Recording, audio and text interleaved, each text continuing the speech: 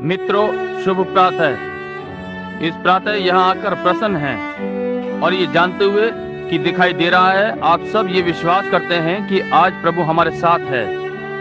हमें इसकी छोटी सी झलक दे रहा है कि आज यहाँ प्रातः की सभा आराधनालय में अधिक गर्म ना होगी। और अब मैं विश्वास करता हूँ कि वहाँ बालकों को उनकी कक्षा में भेज दिया गया है। भाई नेविल, मैंने कुछ छोटे बालकों को देखा, मुझे थोड़ा अचरज हुआ कि क्या उन्हें वापस उनकी कक्षाओं में उनके स्थान पर भेज दिया गया है, उनके संडे स्कूल के कमरे में। अब मेरे लिए प्रार्थना करें, मैंने एक महान निर्णय लिया है। मुझे ये पिछली रात्रि में करना था और आज करना था, और कलीसिया प्रार्थना करे। मेरी अगली सभा जो होने वाली है ये जर्मनी की लोहे की दीवार के पास होगी, और ये थोड़ा भावुक है, और मेरे लिए प्रार्थना करें। और इसलिए ये है, हम सीधे ही जर्मन में बड़े क्रिकेट के स्टेडियम में इसे आरंभ कर सकते हैं, जिसे हिटलर ने युद्ध से थोड़ा पहले बनाया था। ये बड़ा स्थान जिसमें 8000 लोग बैठते हैं, और हम सीधे उसे 10 दिन के लिए ले सकते हैं। और इसलिए हम ठीक वहां पर आरंभ करने की आशा कर रहे हैं, और तब फिर ला सेला लॉरिन फ्रांस में, फिर बर्लिन में वापस, मिराट बर्लिन उसके और फ्रांस के बीच में। तब हम वापस आकर प्रभु ने चाहा तो शिकागो की बेदारी सभा में, मैं सोचता हूँ कि 5वें, 6ठे, 7वें, 8वें और 9वें जो मेरा भाग शिकागो में स्वीडन गिरजे की सभा आरंभ होगी। और तब वहाँ श्री बोस, आप में से कुछ शिकागो के आसपास से हैं, उनकी बेदारी सभा है जो कि अगले 1 अगस्त या 1 सितंबर में आरंभ होने जा रही है। ये स्वीडन में है, और मैं ये जानकर प्रसन्न हूँ कि उनका मत मेरे लिए है। और ये विश्वास स्तर और 100% था कि मैं वहां जाऊं। मैं इससे प्रसन्न था, परंतु मुझे या तो वहां जाना है या अब यहाँ होना है। मैं प्रार्थना करता हूँ कि प्रभु मेरी अगुवाई उसी स्थान पर करेगा जहाँ पर अधिक प्राण बचेंगे और परमेश्वर के राज्य के लिए सबसे अच्छा किया जाएगा। अब उनकी सभा वहाँ है और वे स्वीडन में हैं, और उसने कहा कि हम 25-35 हजार लोगों से बेदारी सभा आरंभ करेंगे, और उनमें से बहुत से लोग बचे हुए नहीं हैं। और तब यहाँ जर्मनी में उनके पास स्टेडियम है जिसमें 8000 लोग बैठते हैं। ठीक है, हम स्विट्जरलैंड में जो हमने अभी छोड़ा है, वहाँ हमारी बहुत अच्छी सभाएं हुई थी, और संभवतः आप में से बहुतों ने अभी तक नहीं सुना होगा। प्रभु ने हमें जबरदस्त आशीषित किया। जूरिक स्विट्जरलैंड में 5 रात्रियों में 50,000 का मत परिवर्तन हुआ। और इसलिए भाई बॉब शूलर, आप में से बहुत से उसे जानते हैं, वो मेथोडिस्ट है, वो बूढ़े बॉब शूलर का लड़का है। अब वे बेलफास्ट में हैं, और वे कहते हैं उन्होंने सुसमाचार के लिए सब कुछ उलट-पुलट कर दिया है, और जो बिलीग्राम की सभा में हुआ था उससे भी अधिक। जैक बहुत अच्छा नवयुवक है, वो जोश और प्रेम से भरा हुआ है, और वो इस पर इतना लगन वाला है, यहाँ तक कि मैं विश्वास करने लगा कि ये प्रभु का एक महान सेवक है। और भाई शूलर के लिए प्रार्थना करें। और क्या जैक शूलर और जैक मैक आर्थर भी उसके साथ हैं? भाई जैक मैक आर्थर भी एक बड़े प्रचारक हैं, और वहाँ की कलीसिया के लोगों ने कहा ये महान बेदारी थी, ऐसी जो कभी आयरलैंड में नहीं हुई।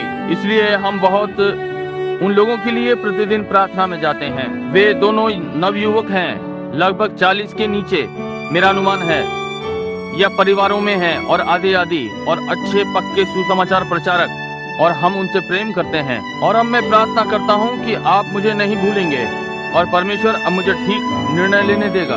एक समय ऐसा होता है जहाँ आप नहीं जानते हैं कि किधर मुड़े। क्या आप कभी ऐसे स्थानों पर आए हैं? मैं विश्वास करता हूँ कि पौलुस एक बार ऐसे स्थान पर था, क्या नहीं था? ये 2 सीधी स्थितियों के बीच में था, और जब वो जा रहा था, क्यों उसने एक दूत को दर्शन में देखा, इधर मकिदुनिया में जाओ। इसलिए अब भी प्रभु के पास उसके दूत हैं, क्या नहीं है?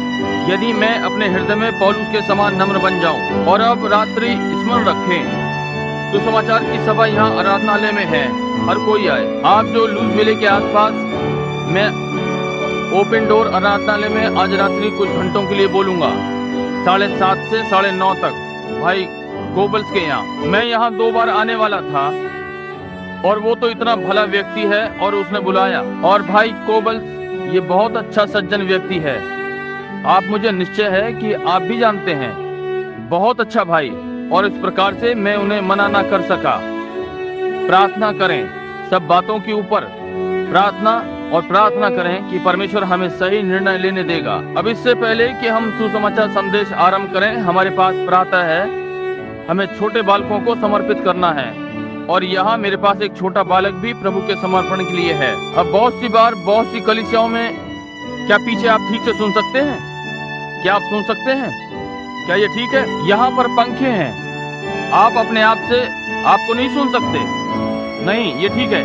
मुझे भय है कि इसके बिना मैं नष्ट हो जाऊंगा। इसलिए कभी कभी वे छोटे बालकों पर आराधनालय में छिड़काव करते हैं जब वे बहुत छोटे से बालक होते हैं। और ये ठीक है कि बालकों के क्रिश्चनिंग या बपतिस्मे करने के द्वारा ये कैथोलिक कलीसिया में आया है, जैसा कि वे उन्हें जब वे बहुत छोटे होते हैं तब बुलाते हैं। मेथोडिस्ट कलीसिया इस बच्चों के बपतिस्मे को बाहर ले आई और बहुत से और मैं सोचता हूँ और बहुत कुछ। मैं सोचता हूँ कि नाज़रीन और पुराने मेथोडिस्ट के बीच में ये बालकों के बपतिस्मे की भिन्नता है और तब छोटा सा अलगाव और आदि आदि। परंतु जो भी विधि है, ये नहीं, मैं नहीं सोचता कि ये बहुत महत्व रखता है, क्योंकि अंततः मैं सोचता हूँ कैलवरी सब चीजों को दूर कर देती है, वही सबके लिए, क्योंकि यीशु वहाँ छोटे बालकों और संसार को बचाने के लिए मरा। और एक छोटे बालक के लिए इससे कोई मतलब नहीं कि उसके माता पिता किस प्रकार के हैं, वे कितने पापी हैं, इससे कोई अंतर नहीं पड़ता, क्योंकि यीशु मसीह का लहू उसे शुद्ध करता है। देखा?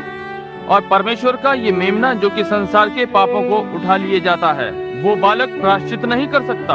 वो नहीं जानता कि कैसे प्रायश्चित करे।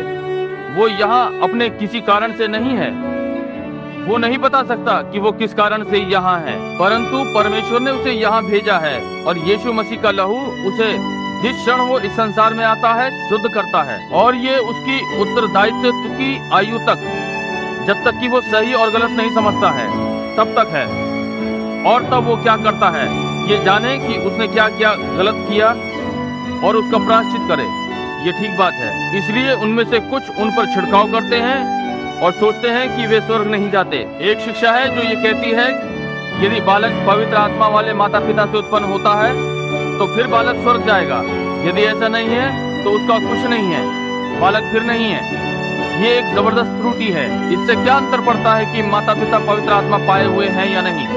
ये केवल काम इच्छा है और ऐसे ही बालक उत्पन्न हुआ। इसलिए कुल मिलाकर पाप में उत्पन्न हुआ, दुष्टता में पला बढ़ा, संसार में झूठ बोलता हुआ आया। ये उसके लिए पवित्र वचन से है। इस प्रकार और तब यीशु मसीह का लहू बालक को शुद्ध और छुड़ाने के लिए है। यदि वो मर गया तो वो सिद्ध रूप से परमेश्वर की उपस्थिति में जाता है। यदि वो संसार में बहुत अधिक पापी माता पिता के द्वारा उत्पन्न हुआ, जब तक वो उत्तरदायित्व की आयु तक नहीं आता जहाँ पर वो सही और गलत ना जाने। और तब ये क्या करता है, तब से उसके लिए उसकी क्षमा होनी है, तब से उसे अपने ही प्रायश्चित के द्वारा मांगना है। परंतु जब वो बालक है, अब जिस प्रकार से हम अनुकरण करना चाहते हैं, ये आराधनालय ही है। संसार में केवल एक स्थान है जहाँ पर मैं शिक्षा का यहाँ आराधनालय में प्रचार करता हूँ, क्योंकि ये हमारी कलीसिया है और हम यहाँ शिक्षा का प्रचार लोगों को ठीक रखने के लिए करते हैं। दूसरे व्यक्ति अपनी कलीसियाओं में जो वे विश्वास करते हैं प्रचार करते हैं और वे मेरे भाई हैं। और हो सकता है हम थोड़े भिन्न हों, फिर भी हम एक से भाई हैं। और परंतु यहाँ इस आराधनालय में हम वो प्रचार करते हैं जो हम सोचते हैं कि वचनानुसार शिक्षा है, और उसमें हम बालकों के समर्पण को देखते हैं, जिसे हम समर्पण कहते हैं।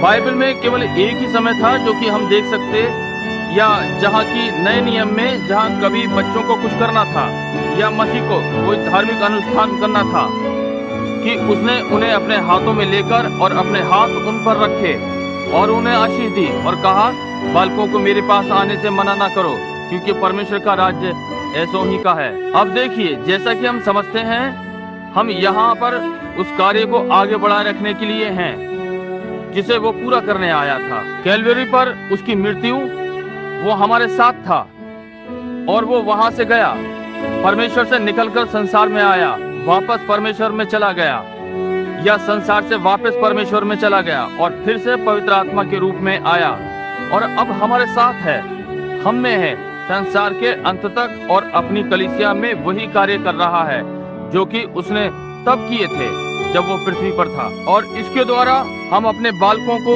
एक के बाद दूसरे को, सेवकों को लेते हैं और वे उन पर प्रार्थना करते और अपने हाथों को रखते और परमेश्वर को समर्पित करते हैं। एक छोटा सा संस्कार ये कहने के लिए कि हम उसकी सराहना करते हैं जो प्रभु ने किया, जो प्रभु ने हमारे लिए और बालकों के लिए किया। अब यदि आपके छोटे बालकों पर छिड़काव हुआ है या आपकी कलीसिया में जो कुछ भी हुआ हो तो सोचिए, हम उसके विरोध में कुछ नहीं कहते हैं, वो ठीक है, परंतु वचन के अनुसार हम केवल एक स्थान पाते हैं कि जहाँ यीशु ने उन्हें स्वयं आशीषित किया। प्रभु की इच्छा हुई तो मैं उसे वचन में से पढ़ूंगा। संत लूका में हम इसे पाते हैं। मेरा विश्वास है 10वां अध्याय और 13वें पद से आरंभ करके। फिर लोग बालकों को उसके पास लाने लगे कि वो उन पर हाथ रखे, पर चेलों ने उनको डांटा। यीशु ने ये देखकर क्रुद्ध होकर उनसे कहा, बालकों को मेरे पास आने दो और उन्हें मना न करो, क्योंकि परमेश्वर का राज्य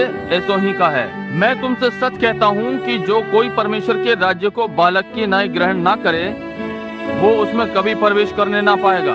और उसने उन्हें गोद में लिया और उन पर हाथ रखकर उन्हें आशीष दी। उसने कहा, बालकों को मेरे पास आने से ना रोको, इन्हें मना ना करो, क्योंकि ऐसे छोटे बालकों का परमेश्वर का राज्य है। और उसने उन्हें गोद में लिया और उन्हें आशीषित किया। अब हम इस प्रार्थना को कितना पसंद करते हैं। यदि यीशु आज व्यक्ति होकर इस मंच पर यहाँ होते, हम कहते, प्रभु क्या आप हमारे बालक को आशीषित करेंगे? ओह क्या ही, क्योंकि हमारी मानवीय आंखें और हमारे हृदय इसे देखने की इच्छा रखते हैं। परंतु जो भी है वो यहाँ है, क्योंकि उसने हमें ये करने का प्राधिकार दिया है, और जैसा कि हमने किया है वैसे ही वो मान्यता देता है। जिसको वो भेजता है हम उसे ग्रहण करते हैं, तो हम उसे ग्रहण करते हैं जिसने उसे भेजा। इसलिए आज प्रातः वो यहाँ है। और यदि बहन ग्रेटी यहाँ पियानो पर आएंगी और हमारा पुराना गीत जिसे हम बहुत पहले गाया करते थे, उन्हें भीतर लाओ, छोटे छोटों को यीशु के पास लाओ, उस पर धुन देंगी। मेरा विश्वास है कि ये यहीं कहीं पुस्तक में है, मैं निश्चित नहीं हूँ। छोटे छोटे बालकों को यीशु के पास लाओ। और यदि आपके पास छोटा बालक है, एक बालक जो कि समर्पित ना किया गया हो, और आज प्रातः आप उसे समर्पित करना चाहते हैं, तो ऐसा करके हमें क्यों ना प्रसन्नता होगी। क्या यहाँ कोई सेवक प्रचारक इस भवन में है जो कि यहाँ आना और हमारे साथ खड़ा होना चाहता है जबकि हम इन बालकों को प्रभु को समर्पित करते हैं? आप आते हैं तो हम आपके साथ होकर प्रसन्न होंगे, ठीक है? क्या ये पुस्तक में है? भाई नेविल, आपको मिला? ये इसमें नहीं है, ठीक है? कितनों को आता है?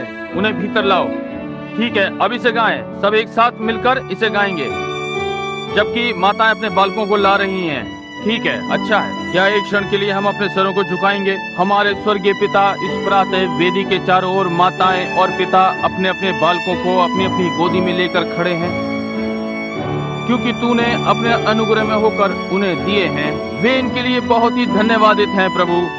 और आज प्रातः वे उन्हें यहाँ ऊपर वेदी पर ला रहे हैं कि प्रभु के भवन में उन्हें समर्पित करें, उनके जीवन तुझे दें। तूने दिया है, और परमेश्वर हम प्रार्थना करते हैं कि आप उनमें से प्रत्येक को पोषित और आशीषित करेंगे, उनकी अगुवाई करें, और परमेश्वर के सुरक्षा करने वाले दूत प्रत्येक पर अपनी दृष्टि रखें। उन्हें प्रसन्नता और आनंद का लंबा जीवन दें, और होने दें कि आने वाले कल के वे परमेश्वर के पुरुष और महिलाएं बने, यदि कोई आने वाला कल है। परमेश्वर हम प्रार्थना करते हैं कि आप इन बालकों के झुंड में से जो यहाँ वेदी के चारों ओर इस प्रातः हैं, आप प्रचारक, भविष्यद्वक्ता और शिक्षक बनाएंगे। और जब हम बूढ़े हो जाएं और आगे ना बढ़ सकें, कोई इनमें से हमें एक से दूसरे स्थान ले जाए करे।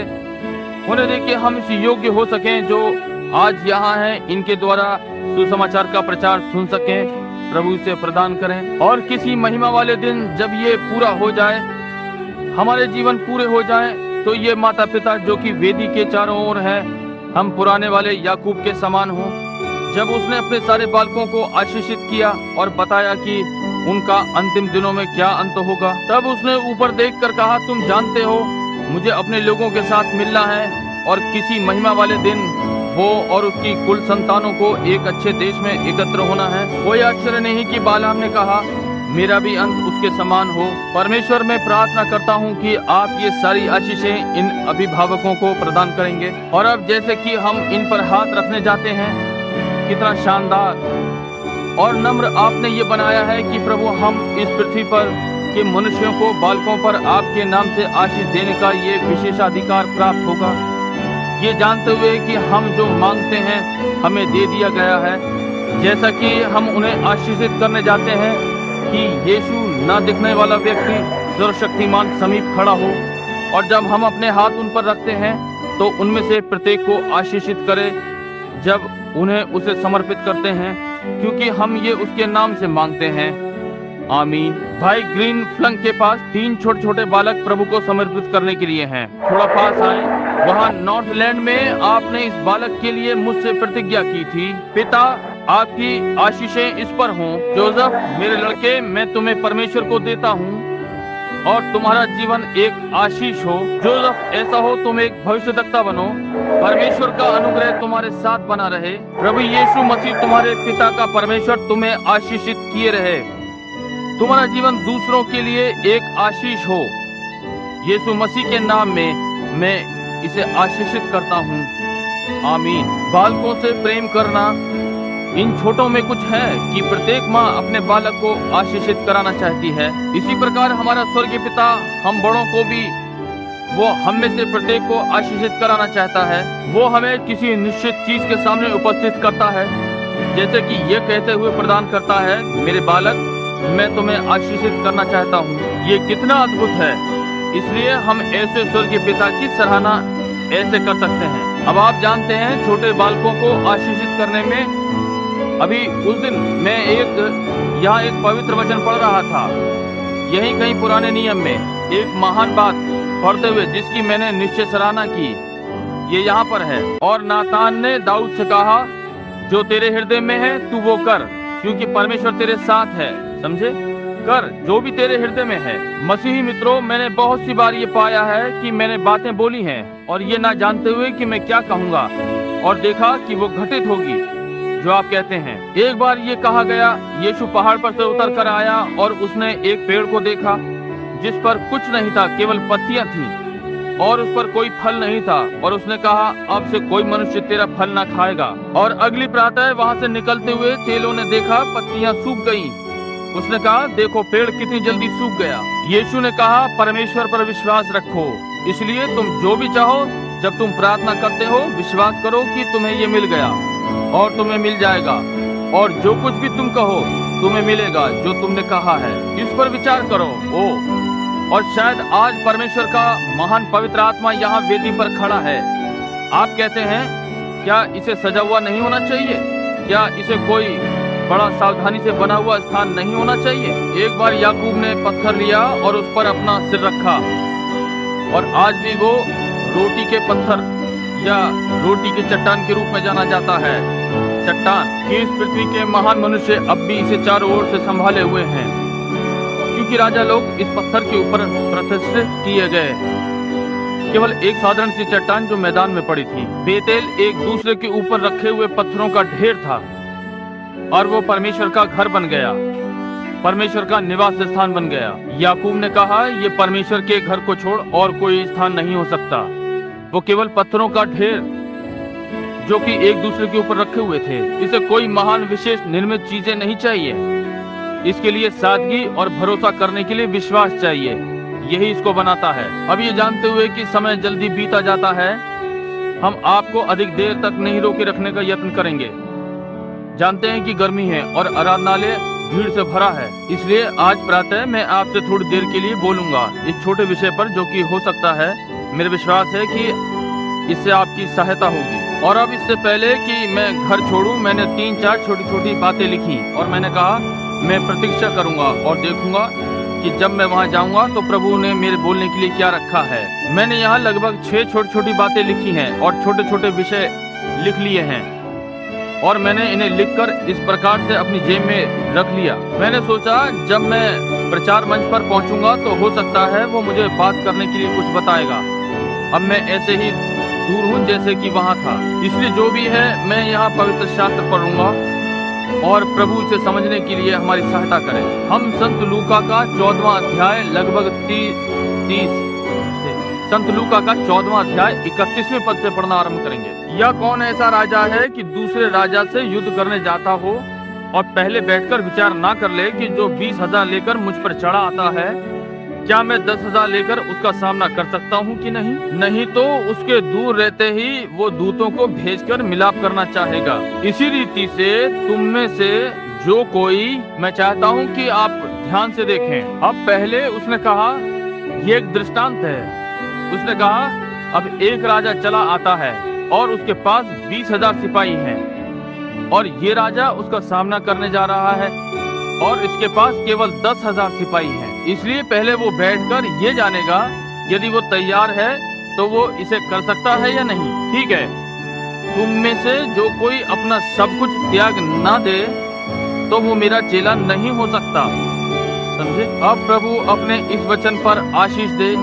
अब क्या हम थोड़े समय के लिए अपने सिरों को झुकाएंगे? हमारे स्वर्गीय पिता, तू जो सारी बातें जानता है और किसी व्यक्ति मनुष्य का पक्ष नहीं करता, क्योंकि मनुष्य क्या है कि तू उसका विचार करे। तूने मनुष्य को बनाया और वो तो केवल एक मैदान के फूल के समान है। आज वो सुंदर है, कल वो काटा जाता है और भट्टी में डाला जाता है और वो सूख जाता है। और मैं तुझसे प्रार्थना करता हूँ कि परमेश्वर आज हम पर अनुग्रहकारी होने पाए कि प्रत्येक अपने आप को जांचे और परखे। हम यहाँ सुधार के भवन में हैं। हम यहाँ सीखने के लिए हैं और जानने के लिए कि कैसे जीवित रहें। और होने दे कि ये आज ये आपके वचन से निकलकर सामने आए। ओ अनंत परमेश्वर, तेरे बहुत से बालक यहाँ भीतर इकट्ठा हुए हैं और बहुत से बालक तेरे वर्षों से हैं, परंतु जैसा कि हम सब परमेश्वर के भवन में आए हैं कि जाने और मालूम करें। और मैं आपका दास आपके विषय में अधिक जानने की इच्छा रखता हूँ और मैं प्रार्थना करता हूँ कि आप हम सब पर और तेरे दास पर अपने वचन की प्रेरणा लाएंगे और तेरी उपस्थिति और हमें इस भवन में से होते हुए प्रेरणा आज इतनी महान होगी कि हमारे हृदय में तेरे और अच्छा दास बनने की इच्छा होगी कि हमारा यहाँ होना लाभकारी हो। ओ अनुग्रहकारी परमेश्वर, इन आशीषों को यीशु के नाम तेरे पुत्र से हो प्रदान करें। आमीन। अब प्रभु अपने वचन पर आशीष दे जैसा कि हमने पढ़ा है। आज की प्रातः में ये मूल पाठ लेना चाहता हूँ, भरमाने वाली आत्माएं या परमेश्वर का वचन। अब बल्कि एक विचित्र विषय है, परंतु इसका आराधनालय में होना और पिछले बुधवार की रात्रि, पिछले रविवार प्रातः में सुसमाचार के छोटे से पर बोल रहा था और पिछली बुधवार रात्रि मैं महिला पर प्रचार कर रहा था जिसके पास उसके माथे पर सिक्के थे या उसने अपने सिक्कों में से एक खो दिया और वो घर में झाड़ू लगा रही थी और इससे पहले कि उसका पति आए वो उसे ढूंढने का यत्न कर रही थी। और हमने ये पाया था कि वो महिला प्राचीन तरह की महिला थी और वो कलीसिया को दर्शाती है और विवाह का बंधन उंगली में नहीं पहना जाता था और ये चांदी के 9 सिक्कों के साथ माथे पर पहना जाता था। और जब एक महिला वैश्या हो जाती थी तो वे चांदी का एक सिक्का निकाल लिया करते थे और ये दर्शाया जाता था कि वो एक वैश्या है। और इस स्त्री ने अपने सिक्कों में से अपना एक सिक्का खो दिया था। वो वैश्या नहीं थी, परंतु उसका पति बाहर गया हुआ था।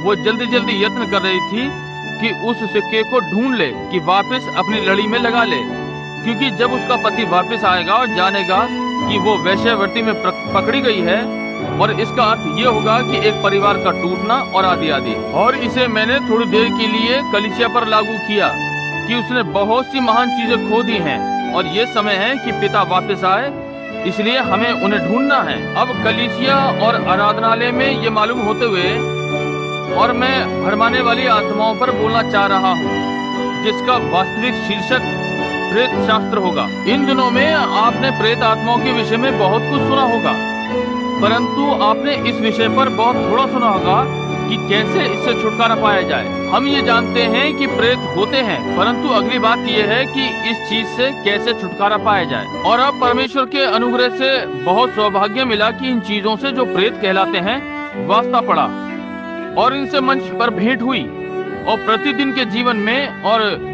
क्यों मैंने इस प्रातः वचन में देखना पसंद किया और मालूम किया कि ये क्या चीजें हैं। अब हमने इसे चंगाई सभा में लागू किया है, सदा चंगाई की ओर। कैंसर, फोड़े, मोतियाबिंद, तपेदिक, ये सारी चीजें प्राकृतिक नहीं है, ये अलौकिक हैं और प्रेत हैं। वचन स्पष्ट रूप से प्रकट करता है कि परंतु ये शरीर में विकास के साथ प्रेत है। जैसे कि कैंसर में जीवन है और उसका जीवन प्रेत है, मोतियाबिंद का विकास, तपेदिक का फैलना और दूसरे रोग में प्रेत है। ये भौतिक क्षेत्र में है। अब आज प्रातः हम प्रेतों के विषय में आत्मा में, प्राण में बोलने जा रहे हैं।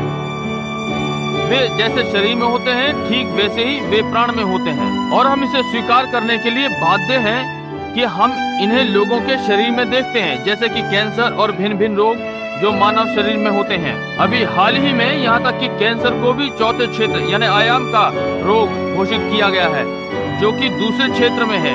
निश्चय ही ये प्रेत शास्त्र है। आरंभ से ही हर रोग चौथे क्षेत्र का रोग है। अब परंतु कैंसर शरीर में या कैंसर प्राण में, प्रेत दोनों में से किसी स्थान में आ सकता है। अब बहुत सी बार और बहुत से लोग अच्छे विचारों के साथ की और अच्छे लोग जो कि बहुत सी बार यत्न करते हैं, अपनी थोड़ी सी धार्मिक जानकारी के ऊपर निर्भर करते हैं या कुछ ऐसा जो उन्हें बालकपन से सिखाया गया है, और अब भी वे अपने अंदर, अपने प्राण के अंदर जो उनके पास अब भी है, जो कि सही नहीं है। आज प्रातः आप में से बहुत से यहाँ हैं, कोई संदेह नहीं। जहाँ कहीं भी आप मसीहों को एक साथ इकट्ठा पाएंगे, आप पाएंगे कि वे लोग जिनमें वो आत्मा है जिसको कि वे नहीं चाहते, वे उन्हें पसंद नहीं करते।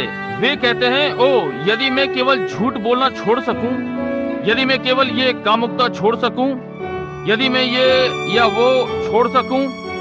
अब ये शैतान है और अब ये बहुत बार धर्म के रूप में आते हैं, क्योंकि ये संडे स्कूल है, ये शिक्षा देने का समय है, इसलिए हम इस पर ध्यान दें। अब ये बहुत सी बार ये धर्म के रूप में आते हैं। अब एक बार पवित्र वचन में यहोशापात नाम एक व्यक्ति था।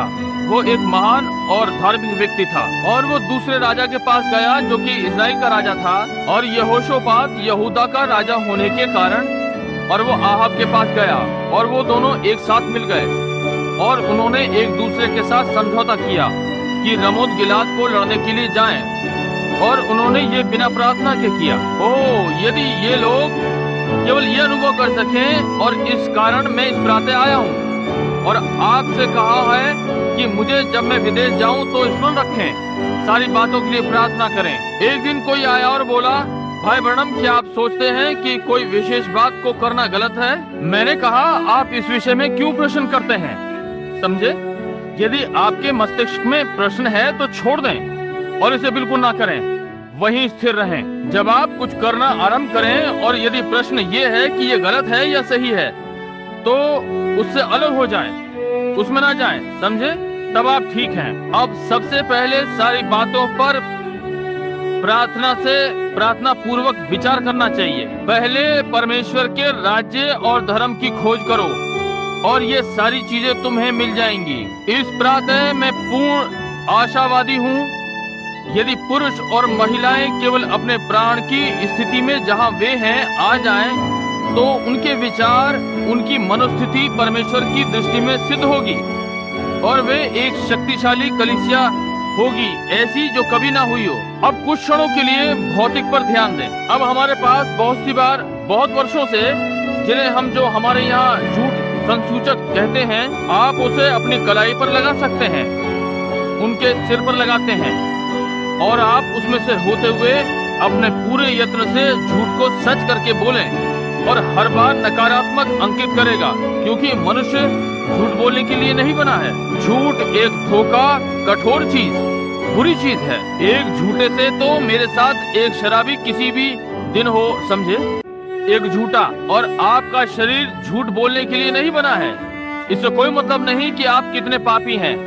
आप अब भी परमेश्वर के गिरे हुए पुत्र हैं। आज इस नगर का सबसे पापी मनुष्य परमेश्वर की इच्छा नहीं है कि आप पापी हों। वो आपको अपना पुत्र और पुत्री चाहता है, आप उसी के अनुसार बने हैं, परंतु पाप आपसे ये करवाता है। और इससे कोई मतलब नहीं कि आप कितनी नकल करना चाहें और झूठ को सच के समान दिखाना चाहें। उनके पास वैज्ञानिक यंत्र है जो ये सिद्ध करता है कि ये गलत है। आप सारी निष्कपटता जिससे आप चाहते हैं बता सकते हैं, परंतु वो तब भी नकारात्मक अंकित करेगा। मनुष्य के अंदर एक विवेक होता है और ये विवेक जानता है कि ये सत्य क्या है, और इससे कोई मतलब नहीं कि आप क्या कह रहे हैं। ये विवेक जानता है कि ये झूठ है, ये विवेक को अंकित करेगा। इसलिए यदि एक पुरुष या महिला अपने विचारों और अपनी गवाहियों और अपने जीवन को परमेश्वर के साथ मिला ले, आमीन, जब तक कि पवित्र आत्मा का मार्ग परमेश्वर के साथ एक नहीं हो जाएगा, तो क्या घटित होगा? यदि पुरुष और महिला अपने हृदय की स्वतंत्रता के साथ अंदर वाले विश्वास के साथ पंक्तिबद्ध हो जाएं। बहुत से लोग वेदी पर प्रार्थना करवाने के लिए आते हैं, उनके पास बौद्धिक विश्वास है, वे अपने पापों का अंगीकार करते और ज्ञान वाला विश्वास से कलीसिया में सम्मिलित होते हैं। वे अपने मस्तिष्क में से तो इसका विश्वास करते हैं, वे विश्वास इसका करते हैं क्योंकि उन्होंने इसे सुना है, वे विश्वास करते हैं क्योंकि वे जानते हैं कि ये एक अच्छी नीति है। परंतु परमेश्वर ये नहीं देखता, वो आपके बौद्धिक विश्वास को नहीं देखता, वो हृदय को देखता है जहां अंदर परमेश्वर है। और जब ये हृदय से आता है तो सब कुछ संभव हो जाता है। आपका अपने पापों का अंगीकार आपके जीवन से मेल खाता है। आपका जीवन उतनी ही जोर से बोलता है जैसा आपका पाप का अंगीकार होता है। परंतु जब आपकी पाप स्वीकारोक्ति एक बात कहती है और आपका जीवन कुछ और जीता है, तो कहीं पर कुछ गड़बड़ है। ये इसलिए कि आपके पास बौद्धिक विश्वास है और आप हृदय से विश्वास नहीं करते हैं। और ये दर्शाता है कि यहाँ बाहर तो परमेश्वर का ज्ञान है, परंतु यहाँ भीतर एक संदेह करने वाली दुष्ट आत्मा है। मैं दिव्य चंगाई में विश्वास करता हूँ, परंतु ये मेरे लिए नहीं, समझे? ये ऐसा हो सकता है, परंतु मैं विश्वास नहीं करता, समझे? बाहर से तो आप कहते हैं हाँ, अंदर से आपका विवेक कहता है नहीं, वो वही वैज्ञानिक चीज सिद्ध करेगी कि ये ठीक नहीं था, वो इसे सिद्ध करती है। ध्यान दें, जब ये राजा इससे पहले कि ये आरंभ करते इन्हें चाहिए था, इससे पहले यहोशापात आहाब के साथ संबंध स्थापित करता, उसे पहले कहना चाहिए था, आओ हम प्रार्थना करें और देखें प्रभु की क्या इच्छा है। मुझे एक प्रचारक दो, मुझे एक मसीही दो, मुझे एक घरेलू पत्नी जो विश्वासी हो दो, मुझे एक किसान या फैक्ट्री में कार्य करने वाला दो जो हर चीज में पहले परमेश्वर को रखेगा। मैं आपको दिखा दूंगा कि वो व्यक्ति सारे शैतान लगे होने के बाद भी सफल होगा। वो पहले परमेश्वर से पूछता है, पहले हमें चाहिए कि, परंतु उन्होंने ऐसा नहीं किया था क्योंकि आहाब का एक शानदार राज्य था, उन पर ये बातें छा गई थीं और उसने सारे कार्य किए थे और उसके पास महान शुद्ध करने वाली भट्टियां थीं, उसका सोना और उसकी चांदी बहुत थी। वो एक सफल व्यक्ति था, फिर भी एक अविश्वासी था।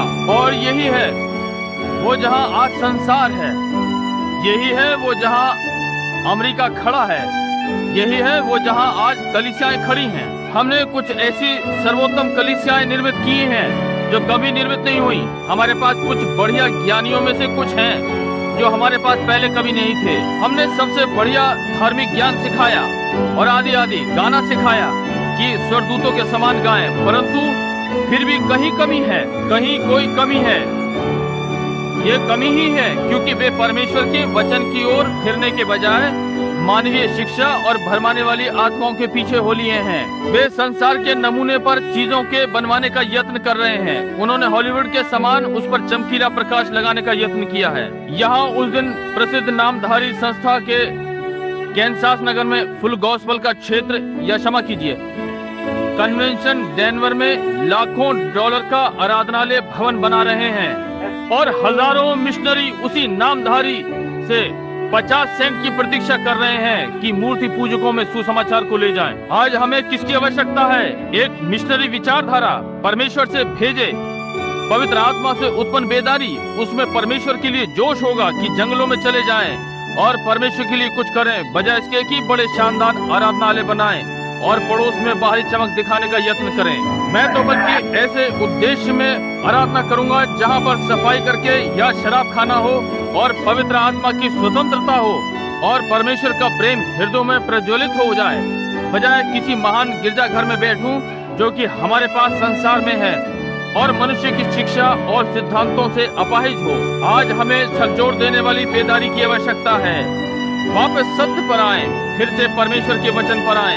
जब वे वहां बाहर गए और थोड़े समय के पश्चात एक प्रकार से यहोशापात अपने आप ही में आया और बोला, क्या हम ठीक है इस विषय में हम प्रभु से संपर्क करें। उसने कहा ठीक है। आहाब ने किया और उसने 100-400 बढ़िया प्रशिक्षक प्रचारक बुलवा भेजे और वो उन्हें वहां लाया और कहा ये सब भविष्यवाणी करने वाले हैं। और वे अपने विमोहन में चले गए और उन्होंने कहना आरंभ किया और उन्होंने कहा हाँ तुम शांति से जाओ, प्रभु तुम्हारे साथ है। और तब जब इन सब 400 ने अपनी गवाही दी कि उन्हें शांति से जाना चाहिए, तो भी यहोशापात जानता था। क्या आप इसे समझे? देखिए, इस धर्मी व्यक्ति के हृदय में से किसी ने कुछ उससे कहा, कहीं पर गड़बड़ है, कोई बात गलत थी। आहाब ने कहा अब यहाँ हमारे पास 400 एक मत में हैं और उनमें से हर कोई कहता है जाओ प्रभु तुम्हारे साथ है। परंतु यहोशापात ने कहा क्या तुम्हारे पास कोई और नहीं है? उसने कहा हमें एक और की क्या आवश्यकता है? आखिरकार हमारे पास 400 हैं, इस राष्ट्र के सबसे बढ़िया शिक्षक, वे सब कह रहे हैं जाओ। ये ज्ञान था, परंतु यहोशापात हृदय की गहराई में जानता था कि कहीं कुछ गड़बड़ है। अब उसने कहा हमारे पास एक और है, वो मिकाया है, परंतु मैं उससे घृणा करता हूँ। कहा वो सदा कुछ बुरा कहता है और बनता है, जबकि उसका कोई मतलब नहीं, और वो कलीसियाओं की भर्त्सना करता है और बहुत कुछ कहा। मैं उससे घृणा करता हूँ। कहा जाओ बुला लाओ और हम देखें कि वो क्या कहेगा। जब मिकाया आया उन्होंने कहा अब देखो तुम वही बात कहना जो बाकियों ने कही है। उसने कहा मैं केवल वही कहूंगा जो परमेश्वर कहता है। आमीन। इससे कोई मतलब नहीं कि तुम्हारा भविष्यद्वक्ता क्या कहता है और तुम्हारी कलीसिया क्या कहती है और वे क्या कहते हैं। मैं वही कहूंगा जो परमेश्वर कहता है। परमेश्वर मेरे होंठों पर डालेगा और मैं वही कहूंगा जो वो कहता है। आज हमारी क्या आवश्यकता है? बहुत सारे मिकाया जो वही कहें जो परमेश्वर ने कहा है। ध्यान दें, इस प्रकार से वे उसे वहां ले गए और उसने कहा मुझे आज की एक रात्रि दे दो। इसलिए उस रात्रि प्रभु उससे मिला और वो अगली प्रातः वापस आया जब दो राजा फाटक पर बैठे थे। उसने कहा जाओ चढ़ जाओ।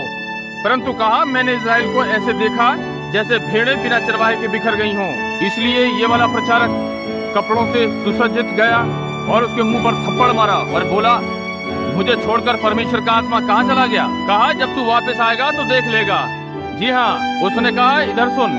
उसने कहा हम परमेश्वर के दास हैं, हम 400 हैं और तू अकेला है। परंतु मिकाया ने कहा मैं तुम्हें बता दूंगा गड़बड़ी कहाँ है। आमीन। उसने कहा मैंने एक दर्शन देखा। उसने कहा मैंने परमेश्वर को उसके सिंहासन पर विराजमान देखा। मैंने देखा स्वर्ग की सेना उसके चारों ओर घिरी है और हम जानते हैं कि परमेश्वर के वचन ने इस मनुष्य पर श्राप घोषित कर दिया था जिस प्रकार से इसने किया था। आप उसे आशीषित नहीं कर सकते जिसे परमेश्वर ने श्रापित ठहराया। जिसे परमेश्वर ने आशीषित किया उसे शैतान श्रापित नहीं कर सकता। ये एक व्यक्तिगत मामला है। इससे कोई मतलब नहीं कि कितना निर्धन, कितना मूर्ख, कितना नासमझ, कितना अशिक्षित। जिसे परमेश्वर ने आशीषित किया आशीषित है, जिसे परमेश्वर ने श्रापित किया वो श्रापित है। अंतर करना जानता है क्या सही है और क्या गलत है। मिकाया भली भांति जानता था और निश्चित था कि जो उन प्रचारकों के साथ है प्रभु नहीं था। ठीक है, उन प्रचारकों के साथ क्या मामला था? देखिए उन्होंने क्या किया। उन्हें सबसे बढ़िया कपड़े पहनाए गए, उन्हें सबसे बढ़िया खाना खिलाया गया। वे अपनी दावतों में एक साथ आए थे और आदि और उनके समझौते जब तक वे उस स्थिति में नहीं पहुंच गए जहां वे अपने धार्मिक ज्ञान को छोड़ और कुछ नहीं जानते थे। और बाइबल ने बताया कि मिकाया जब वो दर्शन देख रहा था उसने बताया कि परमेश्वर ने कहा कि हम वहां नीचे जाने के लिए किसे ले सकते हैं और आपको बहकाएं। और एक झूठी आत्मा ने कहा मैं वहां नीचे जाकर और आहाब को उन प्रचारकों के द्वारा बहकाऊंगी कि आहाब वहां जाए ताकि परमेश्वर का वचन घटित हो। अब आज बहुत सारे लोग सुन रहे हैं।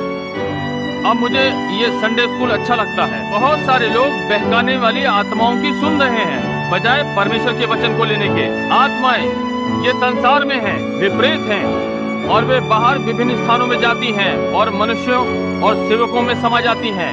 वे कलीसिया के सदस्यों में समा जाती हैं, वे भले लोगों में समा जाती हैं और वे उन्हें निर्देश में लाने का कारण होती हैं और वे बातें कहते हैं और कार्य करते हैं और शिक्षा देते हैं और बातों का अभ्यास करते हैं जो कि परमेश्वर के वचन के विरुद्ध है। आज सेवकगण अपनी सभा के लोगों को कलीसिया में ताश खेलने की अनुमति देते हैं उनमें से बहुत से हैं। अब ये सारे के सारे कैथोलिक नहीं हैं। बहुत से प्रोटेस्टेंट ऐसा करते हैं। उन्होंने क्या करने का यत्न किया, उसके बदले में कुछ करने का यत्न करते हैं। वे किसी नई योजना को अपनाने का यत्न करते हैं। उन्होंने पवित्र आत्मा के स्थान पर शिक्षा को अपनाने का यत्न किया। आप इसे कभी भी करने के योग्य ना होंगे। इससे कोई मतलब नहीं आपका व्यक्ति कितना अच्छा शिक्षित है। मैं सोचता हूँ उसके लिए शिक्षित होना अच्छी बात है, परंतु यदि उसे इससे पवित्र आत्मा ना मिले तो उसकी शिक्षा उसकी कोई भलाई नहीं करेगी। शिक्षा कभी भी पवित्र आत्मा की अगुवाई का स्थान नहीं लेगी।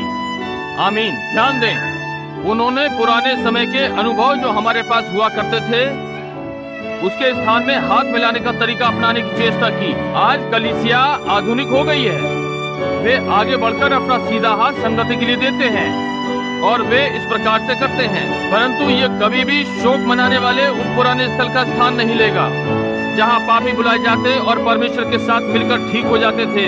ये ठीक बात है। आज वे परमेश्वर की दहेकी का स्थान लेने का यत्न कर रहे हैं। वे कुछ अपनाने का यत्न कर रहे हैं। वे इसे भिन्न बनाने का यत्न कर रहे हैं। वे जाकर कलीसियाओं में बैंकों खेला करते हैं, लॉटरी खेलते हैं। लॉटरी कभी भी परमेश्वर के दशमांश का स्थान नहीं ले सकती। सांझ की दावतें, कंबल बेचना, पिकनिक, पैसे उगाना ताकि विभिन्न कर्जे निपटाए जाएं, ये कभी भी परमेश्वर के अनंत दशमांश और चढ़ावे का स्थान नहीं ले सकते। ये कभी नहीं चलेगा। परंतु फिर भी हम ऐसा ही करने का यत्न कर रहे हैं। ये क्या है? ये भरमाने वाली आत्माएं नीचे आ रही हैं और परमेश्वर के वचन के स्थान पर कुछ और दे रही हैं। परमेश्वर के पास उसके वचन के बदले में और कुछ नहीं है। ये सदा के लिए अनंत है। परमेश्वर के पास विश्वास के बदले में कुछ नहीं है। आशा विश्वास का स्थान नहीं ले सकती। विश्वास अकेला ही है, वो अकेला ही स्थिर रहता है, वो कभी भी नहीं लेगा। आशा उसका स्थान कभी नहीं ले सकती। आशा आशा की हुई वस्तुओं का पदार्थ है, अनदेखी वस्तुओं का प्रमाण, या बल्कि विश्वास। समझे? आशा एक चीज है, विश्वास दूसरी। आशा उसकी आशा करती है, विश्वास के पास होता है। एक बौद्धिक विश्वास और दूसरा परमेश्वर की ओर से सीधा प्रकाशन, वो इसका स्थान नहीं ले सकता। हम यत्न कर रहे हैं, परंतु हम इन सब चीजों के बदले में बना रहे हैं। विपरीत इसके कि हम प्रचारकों को भेजें, हम बड़े बड़े आराधनालय बना रहे हैं। ये एक और विकल्प है। यीशु ने कभी भी किसी को आराधनालय बनाने का आदेश नहीं दिया। बाइबल में ऐसा कोई आदेश नहीं था। हमने धार्मिक विद्यालय बनाए, उन्होंने प्रचारकों के स्थान को ले लिया। यीशु ने कभी भी धार्मिक विद्यालय बनाने के लिए नहीं कहा। वे ठीक हैं, शिक्षा उसका स्थान लेने का यत्न कर रही है। ये कभी भी कार्य नहीं करेगी। यीशु का प्राधिकार था कि जाओ सारे जगत में और हर प्राणी को सुसमाचार सुनाओ, अंत समय के लिए। इसलिए हमारे सारे विकल्प कभी भी मूल बात का स्थान नहीं ले सकते। उस दिन मुझे विकल्पों का अनुभव हुआ था। पहली बार मेरे दांत में दर्द हुआ था, दांत को उखाड़ना था। आज प्रातः मेरे नकली दांत लगा हुआ है, मैं कठिनता से बात कर सकता हूँ। ये वास्तविक का स्थान नहीं ले सकता। नहीं श्रीमान। ओह, आप लकड़ी, चाक, मिट्टी का बना हुआ मनुष्य ले सकते हैं, उसे कपड़े पहनाएं और उसे पूरी तरह से संवारें। उसके पास भावनाएं, विवेक नहीं है। वो कभी भी वास्तविक मनुष्य का स्थान नहीं ले सकता। ना ही झूठा मत परिवर्तन जो कि बढ़कर कहता है मैं कलीसिया में सम्मिलित हो गया हूँ, मैं अच्छा करने का यत्न करूंगा। ये कभी भी मूल पुराने चलन का, परमेश्वर का भेजा हुआ पवित्र आत्मा से मत परिवर्तित, जो कि मनुष्य को हृदय से भिन्न बना देता है, उसका स्थान नहीं ले सकता। ये इसे नहीं कर सकता क्योंकि उसमें जीवन नहीं है, उसमें जीवन देने के लिए कुछ नहीं है। यहाँ अधिक समय नहीं हुआ, मैंने एक महान कलाकार को देखा जो ये मूर्त लाया था। मेरा अर्थ, जिसने मूसा का ये चित्र बनाया। मैं उसका नाम अभी स्मरण नहीं कर पा रहा हूँ। वो यूनानी चित्रकार है।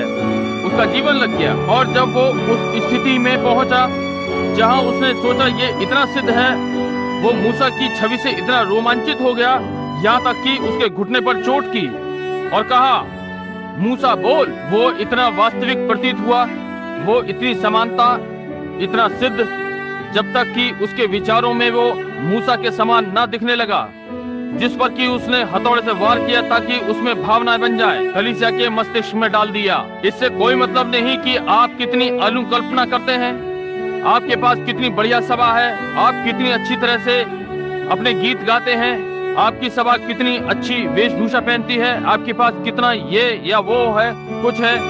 आप घात, अनुभव, जो कुछ कर सके, वो जीवन का स्थान कभी नहीं लेता जब तक कि मसीह कलीसिया में पवित्र आत्मा के रूप में नीचे नहीं आता।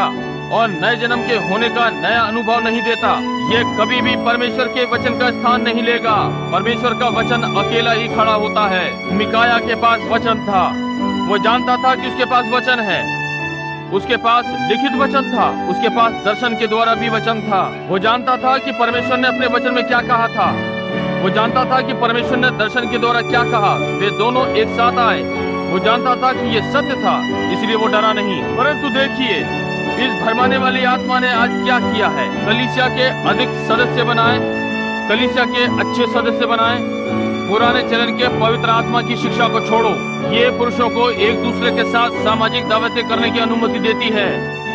वहाँ नीचे तय खाने में जहाँ वे खेल खेलें, ये ऊपर वाली कोठरी का स्थान कभी नहीं ले सकता जहाँ वे पवित्र आत्मा के लिए प्रार्थना कर रहे थे। इसने महिलाओं को अनुमति दी कि एक साथ इकट्ठा होकर चुटकुले सुनाएं और बातें करें और बहुत सी मूर्खताएं करें जिसमें कुछ भी नहीं है। ये प्रार्थना सभा का स्थान नहीं ले सकता। आज जिस प्रकार से स्त्रियां बाहर जाती हैं और वेशभूषा पहनती हैं, ये अशोभनीय है। मैंने एक टिप्पणी सुनी जो कि भाई नेविल ने कही।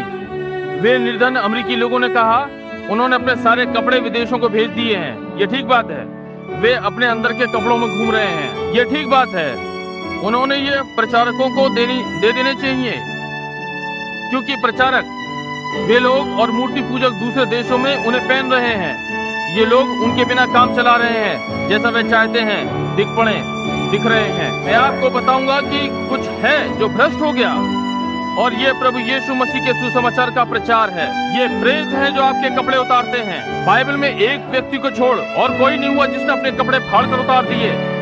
वो व्यक्ति था जो कि प्रेत आत्मा से ग्रस्त था, और आज ये हल्के रूप में है, जैसा कि वो सामाजिक है, जैसे कि वो अच्छा है, जैसे कि ये ठीक है, ये ठंडा मौसम है, और ये आपको और ठंडा कर देगा यदि आप अपने वस्त्र उतार देंगे। और मनुष्य पीछे आंगनों में ऊपर नीचे चल रहा है और आधा नंगा है, और इसी प्रकार महिलाएं, आप ये सब कर रहे हैं। फिर और कोई सम्मान नहीं है, जैसे कि कुत्तों के लिए एक दूसरे के लिए। क्या मामला है? मैं आपको आघात पहुंचाने का यत्न नहीं कर रहा हूँ, मैं केवल ये बताने का यत्न कर रहा हूँ कि ये प्रेतग्रस्त हैं और आप बहकाने वाली आत्मा की सुन रहे हैं। वो आपको बता रही है ये ठीक बात है, परंतु ये झूठ है। गेहूं का एक बीज केवल गेहूं ही को उत्पन्न करेगा। यदि आप मसीही हैं तो फिर आप ऐसा नहीं करेंगे, आप ये नहीं कर सकते। आपके पास तो एक बौद्धिक विश्वास है और कहते हैं भाई ब्रनम मैं बाइबल का विश्वास करता हूँ। आपका जीवन बताता है कि आप नहीं करते हैं। आमीन। बहकाने वाली आत्माएं परमेश्वर के वचन का विवरण दे रही हैं। मिकाया ने जो किया वो जानता है कि वो कहाँ खड़ा है। उसके पास परमेश्वर का वचन था। वो प्रसिद्ध व्यक्ति नहीं था, उसे कोई पसंद नहीं करता था क्योंकि उसने सत्य बताया। यद्यपि वे इन प्रचारकों को पसंद करते थे। अब दूसरी चीज जो घटित हुई, मैं विश्वास करता और सोचता हूँ कि कोई भी व्यक्ति जिसे परमेश्वर का अनुभव हुआ, या एक महिला जो थोड़ी अधिक भावुक होती है, मैं कुछ ऐसा विश्वास करता हूँ, ये ठीक बात है। परंतु जानते हैं कि क्या उन्होंने पवित्र आत्मा के बपतिस्मे के लिए भावुकता को अपना लिया है? वे बहुत शोर मचाते हैं और उसमें कुछ भी नहीं है। आप जितना पवित्र जीवित रहें, जैसा कि शोर मचा कर रहते हैं, आप ठीक होंगे। निश्चय भावनाएं ठीक है, शारीरिक योग थोड़ा लाभ पहुंचाता है, परंतु बहकाने वाली आत्माएं उन होलीनेस समूह के लोगों में के झुंड में घुस जाती हैं और वे उन्हीं में विश्राम करते हैं, क्योंकि वे चिल्ला सकते हैं या वे नाच सकते हैं, क्योंकि वे भावुक बन सकते हैं। वो पुराना व्यक्ति, सब भविष्यवक्ताओं प्रचारकों का मुखिया, वो अपने में इतना निश्चित था कि उसने स्वयं एक सींगों का जोड़ा बनाया और चारों ओर नाचा और एक बड़ी उत्तेजना भड़काई। वो दूसरी सीरियाई सेना को देश से बाहर धकेलने जा रहा था, परंतु ये झूठ था। परमेश्वर के वचन ने भिन्न कहा था। आमीन। ठीक है, आप ठीक भावुक हो सकते हैं यदि आपके पीछे सही प्रकार की भावात्मा है। सही प्रकार की भावुकता आपकी भावना को चला रही है। दाऊद प्रभु के समक्ष नाचा और उसकी पत्नी उस पर हंसी, और परमेश्वर ने स्वर्ग से नीचे देखा और कहा, दाऊद तू मेरा मनपसंद मनुष्य है। परंतु उसका उद्देश्य ठीक था, उसके पीछे उसका जीवन ठीक था। इसलिए क्योंकि हम जरा भावुक हो सकते हैं, इसका ये अर्थ नहीं कि आप बच गए। क्योंकि हम कलीसिया में जाते हैं, इसका ये अर्थ नहीं कि हम बच गए। उन भरमाने वाली आत्माओं का विश्वास न कीजिए। परमेश्वर का वास्तविक आत्मा, परमेश्वर का वास्तविक वचन, परमेश्वर का सत्य है। जो कि परमेश्वर का बीज आपके जीवन में परमेश्वर उत्पन्न करेगा। भक्तिपूर्ण, संतता, पवित्र। हम बहुत से लोगों में जहाँ हम भावनाएं पाते हैं और आदि आदि, वहाँ बुड़बुड़ाना, गपशप और चुगलियां, सब प्रकार की अभक्ति बातें हो जाती हैं। भाई, ये कलीसिया में गंधक का तेजाब है, ये प्रेत शक्ति है। पुरुषों और महिला की आत्मा जो एक दूसरे से मिलते हैं और पीछा छुड़ाने का यत्न करते हैं, कहते हैं ये ठीक नहीं है, वो ठीक नहीं है और वो ठीक नहीं है। यदि आप इसका पता लगाएंगे तो 10 में से 9 बार की ये वही व्यक्ति गड़बड़ी कर रहा है जो कि ठीक नहीं है। आमीन। भाइयों की फूट से परमेश्वर घृणा करता है। भक्तिपूर्ण रहें, पवित्र रहें, परमेश्वर से प्रेम करें, उसके पास खड़े हों। जब तक आप जानते हैं कि आपका जीवन बाइबल से मिला हुआ है, हृदय की शुद्धता, विचार की शुद्धता, अपने भाई की ओर प्रेम, अपने पूरे यत्न से परमेश्वर के राज्य को बनाना और उन कार्यों को करना, सही वस्त्र पहनना, सही जीवन, सही वार्तालाप, ठीक स्थानों पर जाना, तब आप वो सारी भावनाएं पा सकते हैं जो आप चाहते हैं और हर कोई इसका विश्वास करेगा। यीशु ने कहा, तुम पृथ्वी के नमक हो। यदि नमक अपना स्वाद खो दे तो वो किसी काम का नहीं कि बाहर फेंका जाए और पैरों तले रौंदा जाए। यदि आप केवल नमक हैं तो ये कुछ अच्छा नहीं, परंतु यदि आप में नमकीनपन है, आप नमकीन हैं और संसार प्यासा होगा, आप नमकीन बनिए, वे प्यासे होंगे। बहकाने वाली आत्माएं जा रही हैं प्रेत रूप बदलकर। देखिए, हम अंत के दिनों में हैं, हम अंत समय में हैं। संसार अपनी चोटी पर आने के लिए लगभग तैयार है, जैसे कि कहीं छाला हो जो कि इन्हीं किन्हीं दिनों में फटने वाला हो और अंदर का भाग उसमें से निकलने को है। ये अश्लील हो गया, इसे कोई मल्लम चंगा नहीं कर सकता। उन्होंने सीरम को त्याग दिया, उन्होंने चिकित्सा को त्याग दिया है। आप एक उभरते हुए फोड़े को लें और यदि आप पेंसिलिन या कुछ और उसे चंगा करने के लिए ना लें या कुछ और, तो ये तब तक बढ़ता रहेगा जब तक कि वो फट ना जाए। यही वो है जो संसार ने किया है। यह अधिक समय नहीं हुआ कि नीचे होना आरंभ हो गया। वे उस बड़ी महान विचारधारा से हट गए और झूठी आत्माएं अंदर आ गईं और लोगों को ये या वो या कुछ भी बताने लगी। हम 900 विभिन्न मतों में बट गए, प्रत्येक एक भिन्न दृष्टिकोण के साथ। वे कहते हैं हम इसका विश्वास करते हैं, समय काल, हम केवल इतना विश्वास करते हैं। वे पवित्र आत्मा को भीतर नहीं आने देते हैं, वे सही मार्ग नहीं ले सकते। परमेश्वर ने एक झुंड लिया जो चिल्ला सकता था, तो हर किसी को चिल्लाना पड़ा। उनके पास कुछ थे जो अन्य भाषा बोल सकते थे, तब हर किसी को अन्य भाषा बोलनी पड़ी। वे सब इस प्रकार के हो गए जब तक हम पूर्णतः क्या बहकाने वाली आत्माओं से दूषित ना हो गए। भरमाए हुए लोगों को ये भावुकताएं करने के लिए, जबकि इसमें परमेश्वर कहीं नहीं है, तब वे बाहर जाते हैं और किसी भी प्रकार का जीवन जो वो चाहते हैं जीते हैं और इसे मसीहत कहते हैं। और संसार बैठता है और देखता है और कहता है ठीक है, वहाँ देखो, मैं भी उतना अच्छा हूँ जितने वे हैं। जैसा कि मैंने उस रात्रि सुवर्णी के लिए कहा, पापी के विषय में आप दोष नहीं लगा सकते। एक पापी ही है, उसे सुधारने का यत्न ना करें, उसे ये वो या और कुछ मत बताओ। वो आरंभ से ही पापी है, वो आरंभ से ही सुअर है, वो कोई भी अंतर नहीं समझता। यदि वो शनि में जाता है और रविवार को जाता है और वो गेंद खेलने जाता है और वो सारी चीजें करता है, वो आरंभ से पापी है। उसका स्वभाव सुअरनी के समान है। पुरानी सुअरनी अपनी नाक खाद के ढेर में घुसाती है और उसमें से सब अनाज के दाने खाती है और हर चीज ठीक है। वो एक सुअरनी है, आप उस पर दोष नहीं लगा सकते, वो एक सुअरनी है। और इसी प्रकार पापियों के साथ है।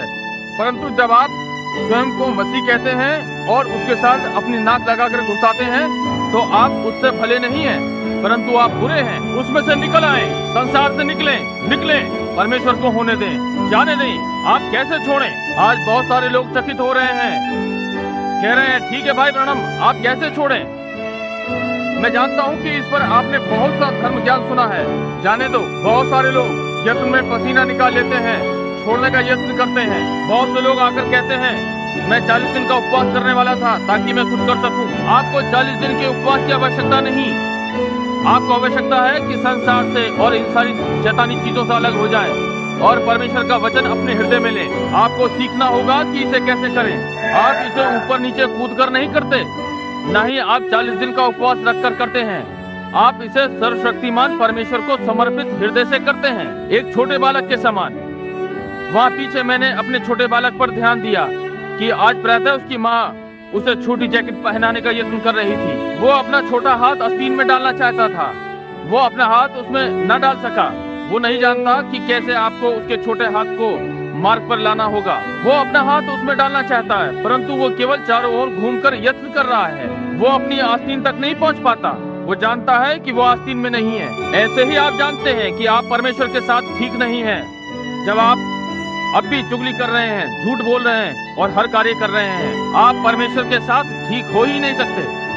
मैं चिंता नहीं करता आप कितनी कलीसियाओं से संबंध रखते हैं, जब तक आपका प्राण का मत परिवर्तन नहीं हो जाता। भाई, ये पुराना चलन है, परंतु ये उफनना कम हो जाएगा और आपके प्राण में रस डाल देगा। ठीक है, अपना हाथ डालने का यत्न करता है, उसका कोई सीधा मार्गदर्शन करे कि अपना हाथ कैसे अंदर डाले। तब जब उसका हाथ उसकी छोटी जैकेट में चला जाता है तो वो जानता है कि अब वो ठीक है। हर नया जन्म पाए मसीह के साथ इसी प्रकार होता है। जब वो वास्तव में परमेश्वर में होता है तो वो अपने जीवन को परमेश्वर के साथ देखता है और वो अनुभव करता है कि वो उसके प्रत्येक बिंदु के साथ मेल खाता है। उसके पास धैर्य, सुशीलपन, निश्चलता, नम्रता, सामर्थ, विश्वास, प्रेम, आनंद, शांति होती है। वो अशांत समुद्र के समान हिलकोरे नहीं खाता। वो छोटी छोटी बातों की चिंता नहीं करता। वो बोतल की डांट की तरह उछलने वाले समुद्र में इधर उधर नहीं कूदता। वो स्थिर है, उसका हृदय निर्मल है, उसके विचार निर्मल हैं, उसके इरादे निर्मल हैं, उसके विकल्प ठीक हैं और वो जानता है कि वो परमेश्वर के वचन के साथ एक सीध में है। सारा नरक उसे हिला नहीं सकता। वो परमेश्वर के वचन के द्वारा सीधी रेखा में है। उसके पास दिव्य प्रेम, उसके हृदय में शुद्धता हर पुरुष और महिला के लिए है। वो संसार की वस्तुओं से परे है, वे उसके लिए मृत हैं। वो उन्हें अब और अधिक नहीं चाहता। क्यों? आप उसे एक पवित्र आत्मा की लड़की नहीं बना सके जिसने अभक्ति दिखने वाले वस्त्रों को पहन रखा है और बाहर बिना किसी मतलब के है। नहीं श्रीमान, अब इसकी आवश्यकता नहीं कि जाकर उसे बताएं कि वो गलत है, क्योंकि वो आपका विश्वास नहीं करेगी। वो इतना ही जानती है, यही उसका आनंद है। वो स्त्री उन छोटी छोटी चीजों को पहनती है कि सांझ को बाहर निकले, ठीक जब उनके पुरुष वापस घर आते हैं सरकार और कहते हैं मैदान की घास काटो। इसलिए और मुझे बताएं कि क्या ठीक है। महिला, मेरे कहने का अर्थ ये नहीं कि आप बुरी हैं। मेरे कहने का अर्थ ये नहीं है कि आप अनैतिक हैं, परंतु बहन, आप अनुभव नहीं करती हैं कि एक अशुद्ध आत्मा ने आपके ऊपर अधिकार कर रखा है। आप इसके लिए क्या करेंगी? आपके पास इतनी चेतना है कि जाने ये ठंडा नहीं, ये गर्म है। वहाँ एक अशुद्ध आत्मा है। आप कहते हैं मुझे, मैं आराधनालय जाती हूँ। नबूकदनेस्सर एक महान मनुष्य था, परंतु क्योंकि वो एक अभिमानी हो गया, परमेश्वर ने उसे एक बैल की आत्मा दे दी और उसे 7 वर्ष तक घास खाने दी और उसकी उंगलियों के नाखून कुछ इन्हीं स्त्रियों के समान बढ़ गए। जो स्त्रियां यहाँ आसपास में ऐसा करती हैं, ये ठीक बात है। और वो प्रेतग्रस्त हो गया। एक मनुष्य प्रेतग्रस्त हुआ और अपने कपड़े उतार दिए। वे उसे वस्त्र नहीं पहना सके। क्या आप समझे मेरा क्या अर्थ है? ये एक फरमाने वाली आत्माएं हैं। आपकी कलीसिया इसी में है। आपका प्रचारक कुछ भी कहने से डरता है कि आप आगे को दशमांश नहीं देंगे। यही कारण है, यही परेशानी है। कैसी बात है? आप बाजों के झुंड को कैसे प्रचार कर सकते हैं जब तक कि आप उनका मत परिवर्तन ना कर दें और आरंभ से ही परमेश्वर के साथ ठीक ना बना लें। वे अपनी चोंच को हर समय मृत वस्तु में घुसाएंगे। आपको आवश्यकता क्या है कि पुराने चलन की बेदारी एक से दूसरे किराने तक चली जाए और पुरुष और महिलाएं परमेश्वर के साथ ठीक हो जाएं। आइए संसार की बातों को छोड़ दें और चिकने चुपड़े प्रचार को छोड़ दें। आमीन। सुसमाचार प्रचार करें। परमेश्वर ने यही कहा है। यदि आप संसार से प्रेम रखते हैं या संसार की वस्तुओं से प्रेम रखते हैं तो परमेश्वर का प्रेम आप में है ही नहीं। लोग ऊपर नीचे कूद सकते हैं और सारी रात्रि चिल्ला और अन्य भाषा बोल सकते हैं जैसे टीन खड़खड़ाता हो, और दूसरे दिन प्रातः निकलकर गुस्से में लड़ाई बुराई करते हैं। सीधे बाहर जाकर और कलीसिया में कुछ बताते हैं जिससे कि कलीसिया टूट जाती हैं। ये संसार में कुछ नहीं, केवल बहकाने वाली प्रेत आत्माएं हैं। वापस वचन पर आना चाहते हैं जहाँ परमेश्वर शुद्धता पवित्र है। आमीन। ये ठीक बात है। बहकाने वाली आत्माएं परमेश्वर के वचन को दोहराती हैं। यहाँ अधिक समय नहीं हुआ कि एक व्यक्ति ने एक साधारण सी महिला को लिया। वहाँ कैथोलिकों में ऐसी दर्जनों हैं। उसके रजोनिवृत्ति के समय ये उसके हाथों और माथे पर आ गया। यदि एक अच्छा पवित्र आत्मा से भरा प्रचारक, मैं सोचता हूँ उस व्यक्ति के पास उस चीज से भरी बोतल थी जो उसके हाथों से निकला, चारों ओर लोगों को उससे अभिषेक करता फिर रहा था। छी, अनुग्रह, ये मसीह विरोधी है। मैं चिंता नहीं करता कि लहू उसकी नाक से या सिर से या कहां से निकला। भाई, परमेश्वर के पुत्र यीशु मसीह के लहू का स्थान और कोई नहीं ले सकता। केवल वही लहू है जिसके विषय में कोई बात जानता हूँ। वो अपने एक हाथ से तेल डालती है और दूसरे से दाखरस।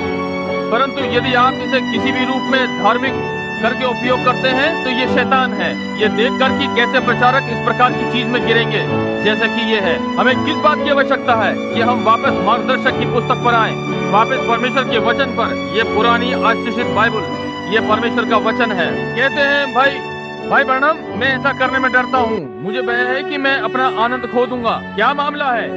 आप नहीं जानते कि आनंद क्या है? मैंने कहा है कि मैं शराबी को उसके पिए जाने के लिए बाहर जाकर पी लेता है, दोषी नहीं ठहराता। वो तो सब उसका स्वभाव है, वो नहीं जानता। वो प्रातः उठता है, उसका सिर भारी हो जाता है, बाहर जाता अपने लिए 2 या 3 बोतलें बियर की लेता है और जाकर कुछ विस्की और इस प्रकार की चीजें लेता है और सिगरेट में पीछे बैठकर कश लगाता है और धूम्रपान करता और अपनी नाक से ऐसे धुआं निकालता है जैसे कि मालगाड़ी हो। बस यही है। मैं उस पर दोष नहीं लगाता। वो इसी आनंद को जानता है। वो केवल इतना ही जानता है, वो स्वभाव से सुअर है। क्या की बात है जो अपने को मसीह कहते हैं और आनंद के लिए ऐसी चीजों पर निर्भर करते हैं, जबकि पवित्र आत्मा का सुसमाचार कुछ नहीं परंतु एक महान बड़ा आनंद का शक्ति का स्रोत है। पवित्र आत्मा का सुसमाचार हर व्यक्ति के लिए एक सिद्ध उन्माद है जो दुखी अवस्था में हो। आप यीशु मसीह के सुसमाचार का एक पेय पिएंगे और पवित्र आत्मा से भर गए तो आप जब तक यहाँ इस संसार को न छोड़ेंगे आप मतवाले रहेंगे। आमीन। ना बता सकने वाला आनंद और महिमा से परिपूर्ण एक निरंतर उत्तेजना, ये निरंतर एक आनंद, दिन रात मतवाला। आमीन। ये परमेश्वर का वचन है। कलीसिया आती है और दूसरी बातें ग्रहण करती है। उन्हें बाहर जाकर समुद्र के किनारे जाकर एक दावत करनी है कि मनोरंजन कर सकें, एक साथ मिलकर संगति के लिए ताश। ये ठीक बात है। कभी कभी किसी सदस्य के घर नाच, कभी कभी आराधनालय के नीचे तहखाने में नाच को अपनाकर कुछ अपने को संतुष्ट करने का प्रयास। क्या मामला है? वे जो भी हैं सुअरों का एक बड़ा झुंड है। वे आरंभ से ही सुअर हैं। यदि वे कभी भी मसीह के संपर्क में आए तो उनको इतना आनंद होगा कि वे बातें उनके लिए अर्धरात्रि से भी अधिक मृत होंगी। सुसमाचार आत्मा से पिया गया एक ना प्रकट कर सकने वाला और महिमा से भरा हुआ आनंद है। पापी को दोषी ना ठहराओ, उस पर दया करो, उसे जाकर उसका धूम्रपान करने दो, उसे अपनी शराब पीने दो, उसे अपनी ताश की टोली में होने दो। यही उसका आनंद है। उसे दोष ना दें। घर वापस थकी मांदी अवस्था में आता है, वो कुछ आनंद करना चाहता है और वो चीज जो आपके करने के लिए है कि ऐसा भक्तिपूर्ण जीवन जिए ताकि आप उसे ये सिद्ध कर सकें कि सुसमाचार उसके लिए अपने में 10,000 गुना अधिक आनंद रखता है। और यदि वो उस अवस्था में मर जाता है तो वो अपनी शराब के आधार पर नरक में जाता है। ये शैतान का आनंद है। यदि वो उस पुराने तंबाकू के पाइप को पीते हुए मरता है तो परमेश्वर उसका न्यायी है। यदि वो बाहर जाकर नाचते हुए और अश्लील वस्त्र पहनकर इधर उधर घूमते हुए मर जाता है तो परमेश्वर उसका न्यायी है। परंतु एक बात है, यदि आप पवित्र आत्मा के अभिषेक की सामर्थ में जैसे स्तफनुस मरा आप पढ़ते हैं, जब उसने ऊपर परमेश्वर के मुख को देखा और कहा मैं स्वर्ग को खुला हुआ देखता हूँ और यीशु दाहिनी ओर खड़ा है। आप स्वर्ग से बंधे हैं जैसे मार्टिन अपने बॉक्स से। आमीन। भरमाने वाली आत्माएं परमेश्वर के वचन को दोहराती हैं। छोड़ दो और चले। भाई ब्रैनम, आप इसे कैसे करते हैं? चलिए चलें। आपको केवल यही करना है, परमेश्वर के वचन को लें, किसी चीज को करने का यत्न ना करें। वेदी पर जाकर सर पटकने और चिल्लाने ना जाएं। परमेश्वर मुझे पवित्र आत्मा दें, प्रभु मुझे पवित्र आत्मा दें। ये वेदी पर हाथ पैर पटकने से आपके पास नहीं आएगा, इससे कुछ लाभ ना होगा। नहीं, वो इस प्रकार से नहीं आता।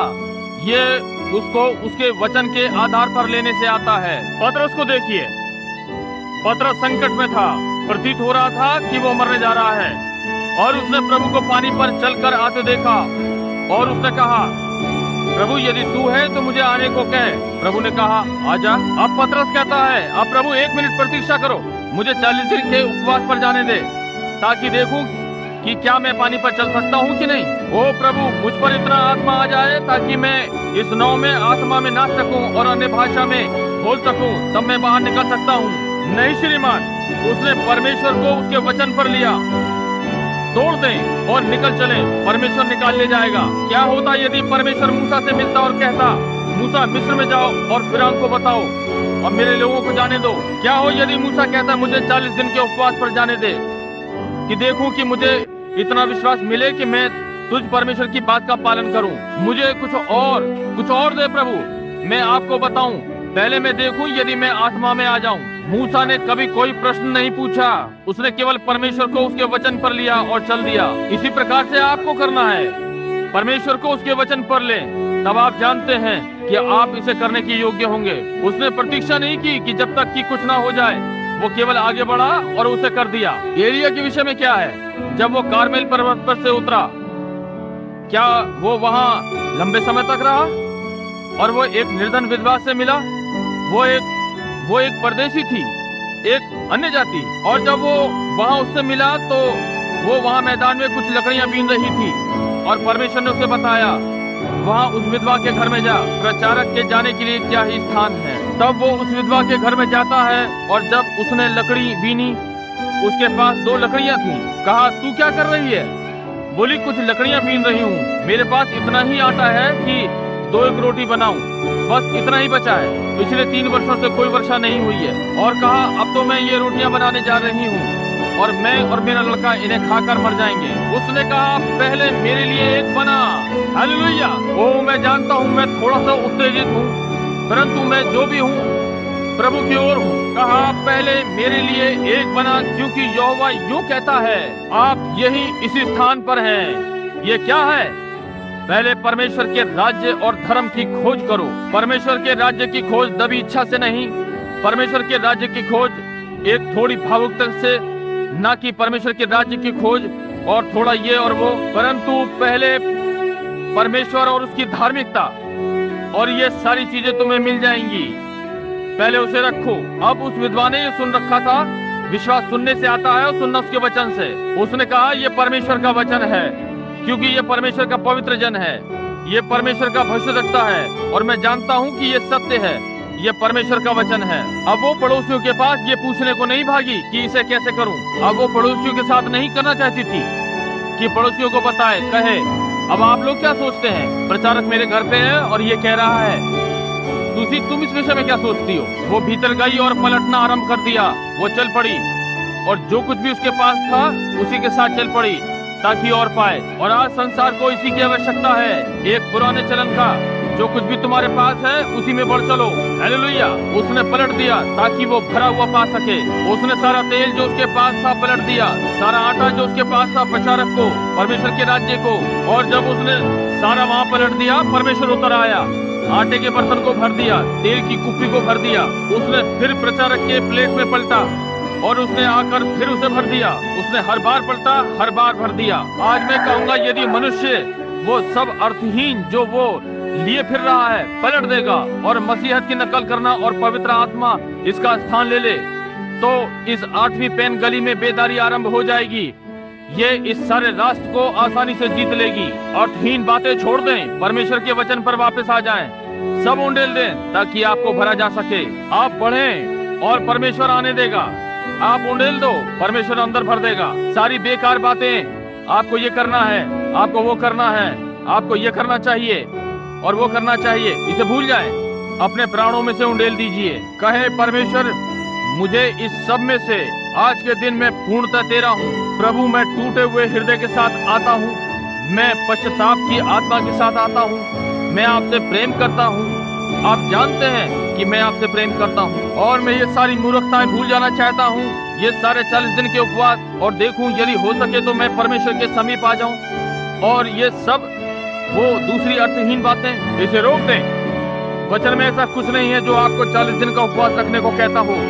एक भी चीज नहीं, संसार में कोई चीज आपको उपवास रखने के लिए नहीं कहती जब तक परमेश्वर ना कहे। यदि आप उपवास रखते हैं तो आपको भूख नहीं लगेगी और ये सारी चीजें करें।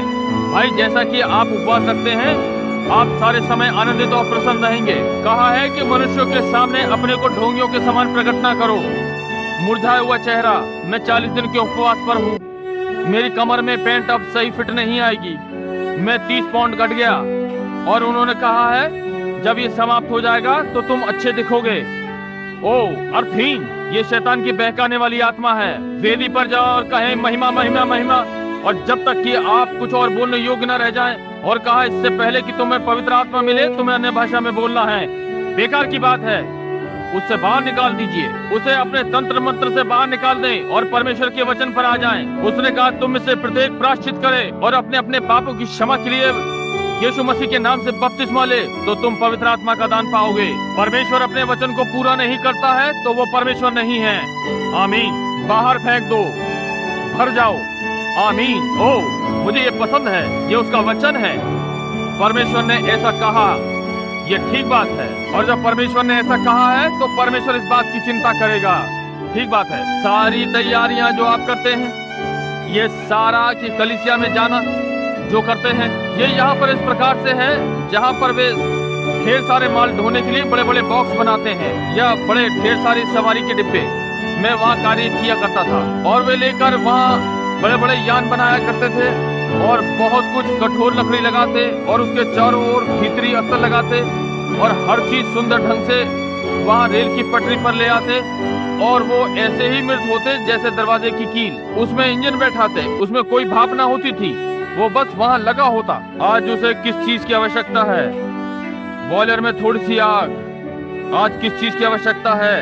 थोड़ी सी भाप। आज कलीसिया को किस चीज की आवश्यकता है कि खोले? सबसे अधिक खोलने की वस्तु क्या है? कि पाप को उबाल कर अपने जीवन से बाहर निकाल दे। वो प्रेम है।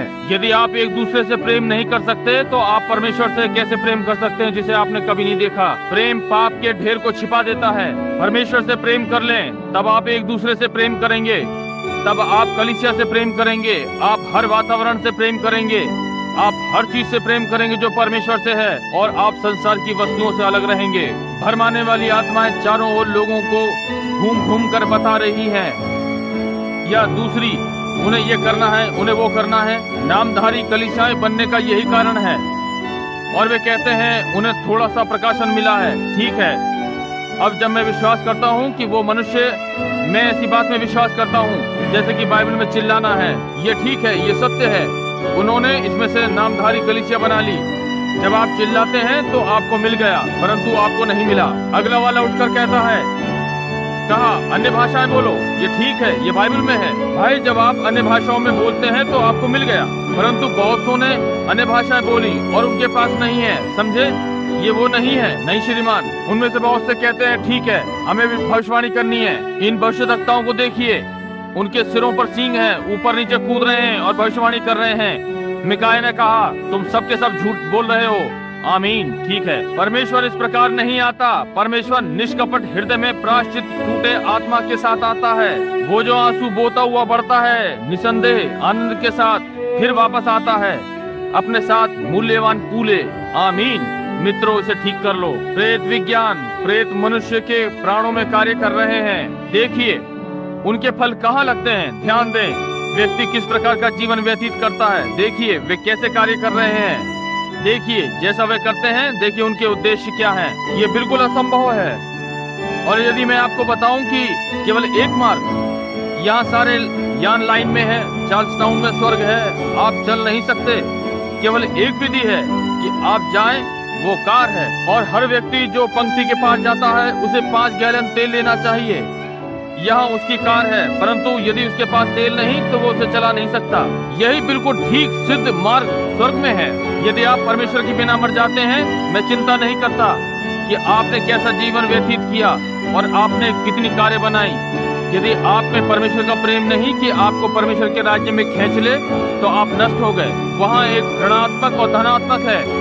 इससे कोई मतलब नहीं कि यहाँ कितनी धनात्मक बिजली बह रही है। यदि इसमें पृथ्वी में जाने वाली तार नहीं है तो ये उजियाला कभी नहीं देगी। ये ठीक बात है। आपको परमेश्वर के प्रेम के आधार में होकर ही निकलना है। ओ भाई, उन ऋणात्मक और धनात्मक को एक साथ लाएं। आपके पास ज्योति होगी, पुराने चलन की सुसमाचार की ज्योति। हम इसे एक से दूसरे किनारे तक फैला दें, इसके बिना आपके पास कभी ना होगी। इससे कोई मतलब नहीं कि कितना हिलना कूदना आप बिना धनात्मक के साथ कर सकते हैं। आपके पास भूमि में से एक तार होना चाहिए कि ज्योति जल सके। आमीन। क्या आपने कभी ध्यान दिया? आपने यहाँ जमीन के अंदर इसमें एक तार लगाया और हर चीज वहाँ वापस सब स्टेशन में जाती है, सीधे नीचे पृथ्वी में, और हर बार एक व्यक्ति परमेश्वर के वचन से जुड़ता और उसमें गड़ जाता है। वो उससे कैलवरी में जुड़ता और गड़ता है। सामने जहाँ लंगर परमेश्वर से बनने वाला स्तंभ, वहाँ सुसमाचार की ज्योति को चमकाता है। आमीन। आप जानते हैं कि क्या बात है, लोग इन महान बड़े ठंडे लावारिस मुर्दा घरों में हैं, सुसमाचार प्रचार करने का बहाना कर रहे हैं। कल मेरे पास एक छोटा प्रचारक आया, एक बड़े नामधारी कलीसिया का था, आज बाहर मैदान में कैथोलिक से बाहर है। उसने कहा, भाई ब्रनम, मैं बीमार और थका हुआ हूँ। कहा कि वो हम सबको प्रचारकों को वस्त्र और गोल कॉलर पहनाएंगे और कुछ निश्चित बातें प्रचारेंगे और वे हमें बताएंगे कि हर तिमाही में क्या प्रचार करना है। उसने कहा, मैं इसमें और अधिक नहीं टिक सकता। उसने कहा, मुझे क्या करना चाहिए? क्या मुझे सुसमाचार प्रचार आरंभ कर देना चाहिए? मैंने कहा, भाई, जब तक आप नामधारी मत के साथ हैं उसका सम्मान करें। आप वही करें जो वो चाहें, परंतु अपने प्रेस्बिटेर या अपने राज्य के सुपरिटेंडेंट के पास जाएं और कहें, श्रीमान, मैंने परमेश्वर के आत्मा के द्वारा फिर से जन्म पाया है।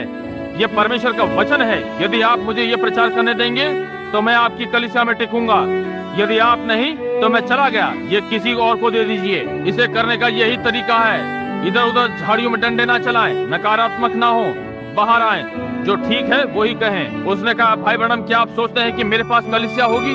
मैंने कहा, जहाँ लोथ होगी वहाँ उकाब इकट्ठे होंगे। ये ठीक बात है, वे अनुकरण करेंगे। जैसा कि एक बार एक आदमी ने मुर्गी के बच्चे अंडों से निकलवाए। अब ये उपवास नहीं है, इससे मेरा अर्थ उपवास नहीं है। मेरा अर्थ एक नुक्ते से है। वो अपने चूजों के लिए तैयारी कर रहा था, उसके पास पर्याप्त अंडे नहीं थे। उसने उसके नीचे एक बत्तख का अंडा रख दिया और जब वे सब अंडों से बाहर निकले तो बत्तख का बच्चा चूजों की दृष्टि में एक अजीब सी दिखने वाली चीज था। इसलिए मुर्गी चूजों से बोलेगी और छोटे चूजे आएंगे, परंतु बत्तख वो भाषा नहीं समझता। परंतु एक दिन बड़ी मुर्गी सबको पिछवाड़े ले गई। वहाँ पीछे पिछवाड़े एक ताजे जल का नाला था।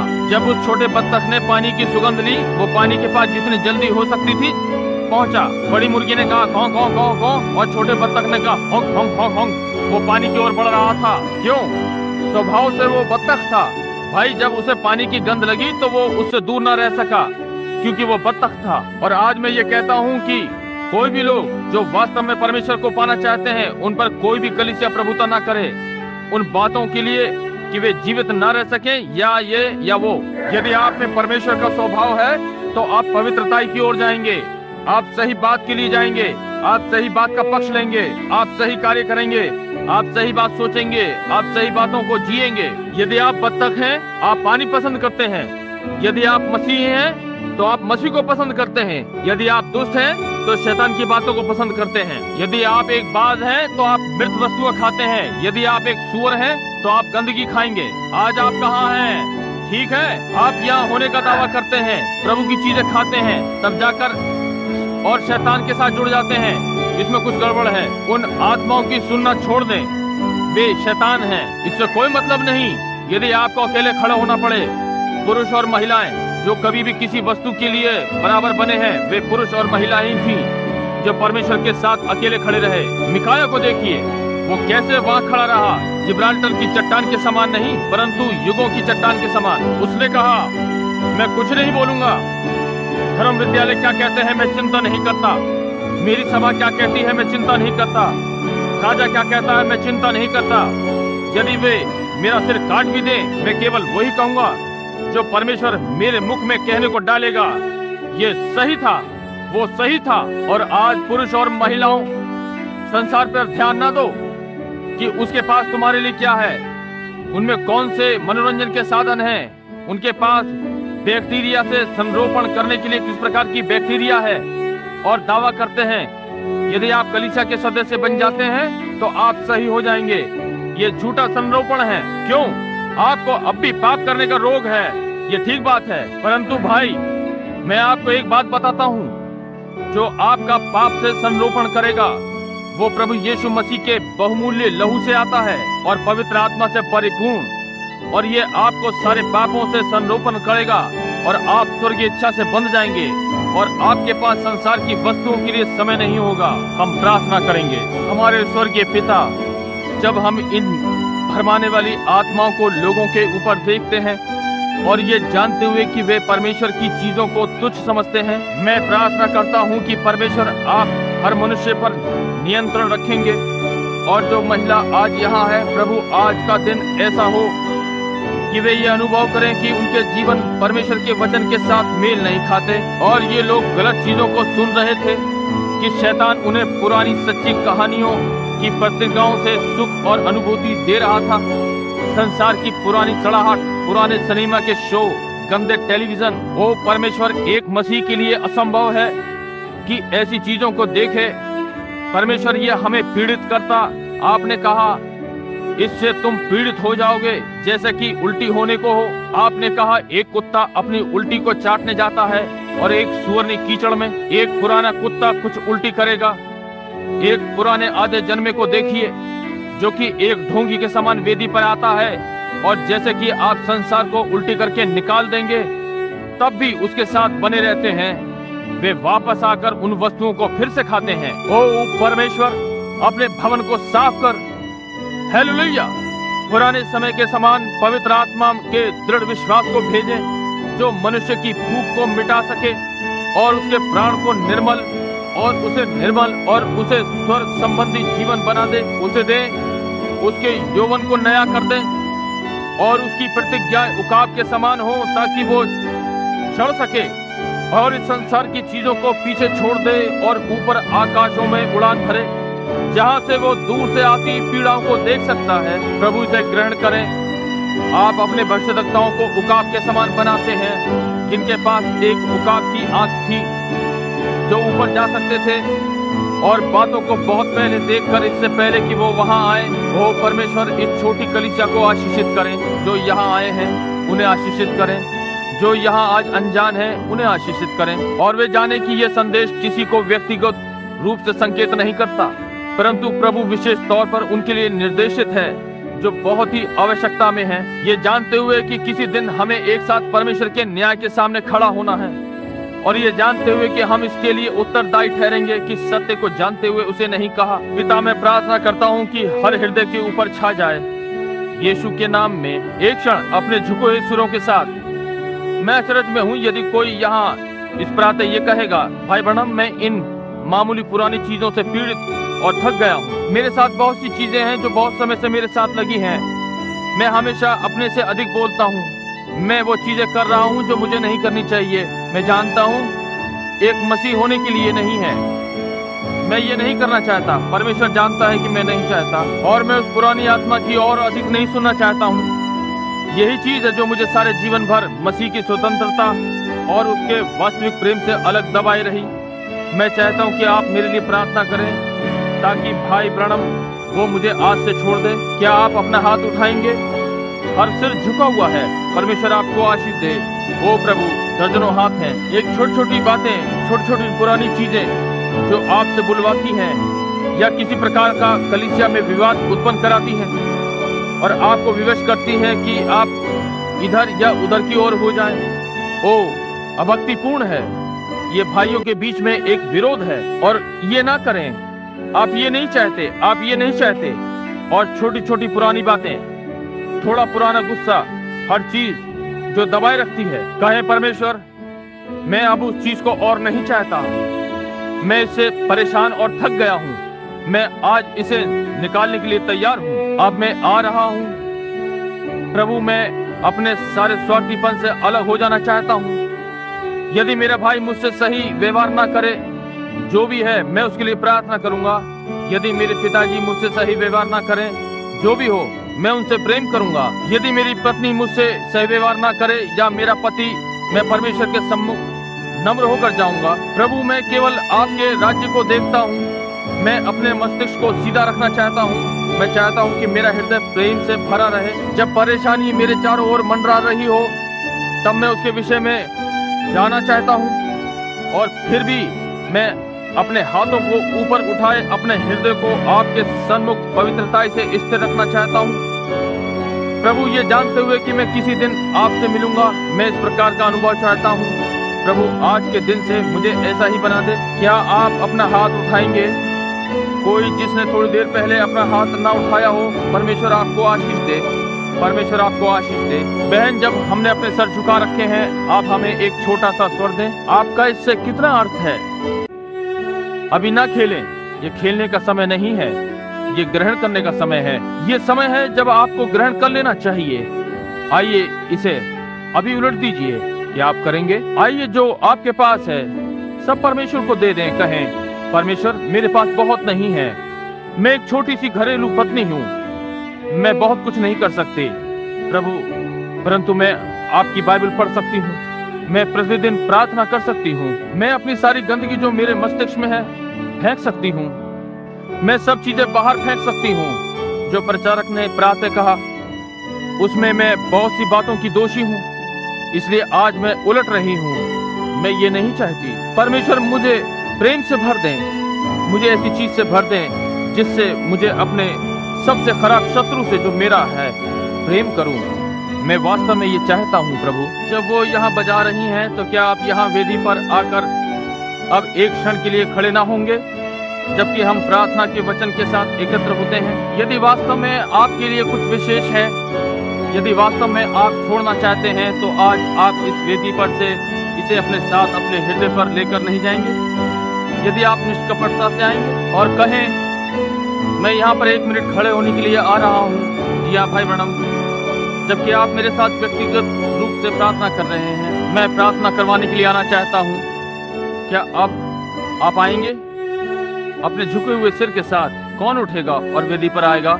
वेदी के चारों ओर खड़ा होगा। इससे कोई मतलब नहीं कि आप कब से एक मसीही रहे हैं और अब भी आप में वो पुरानी आत्माएं जो आपसे बात करती हैं, आपको निरंकुश, आपको किसी के विषय में बात करने देती हैं। जब कोई आता है और वापस जाकर किसी के लिए कुछ बोलता है और आप उनके साथ मिल जाते हैं, वो उन्हें भगा दें। भाई ये गलत है, ये ना कीजिए। अंत में ये आपको प्रतिज्ञा के देश से अलग कर देगा। यदि आप में कोई छोटी सी बात है जो कि नहीं होनी चाहिए, यदि परमेश्वर का प्रेम वास्तव में आपके हृदय में नहीं है, क्या आप पुरुष और महिला आकर कहें मैं अभी इसे उंडेलने जा रहा हूँ, इसी प्रातः यहीं मैं ऑल्टर पर से भिन्न व्यक्ति बनकर जाऊंगा?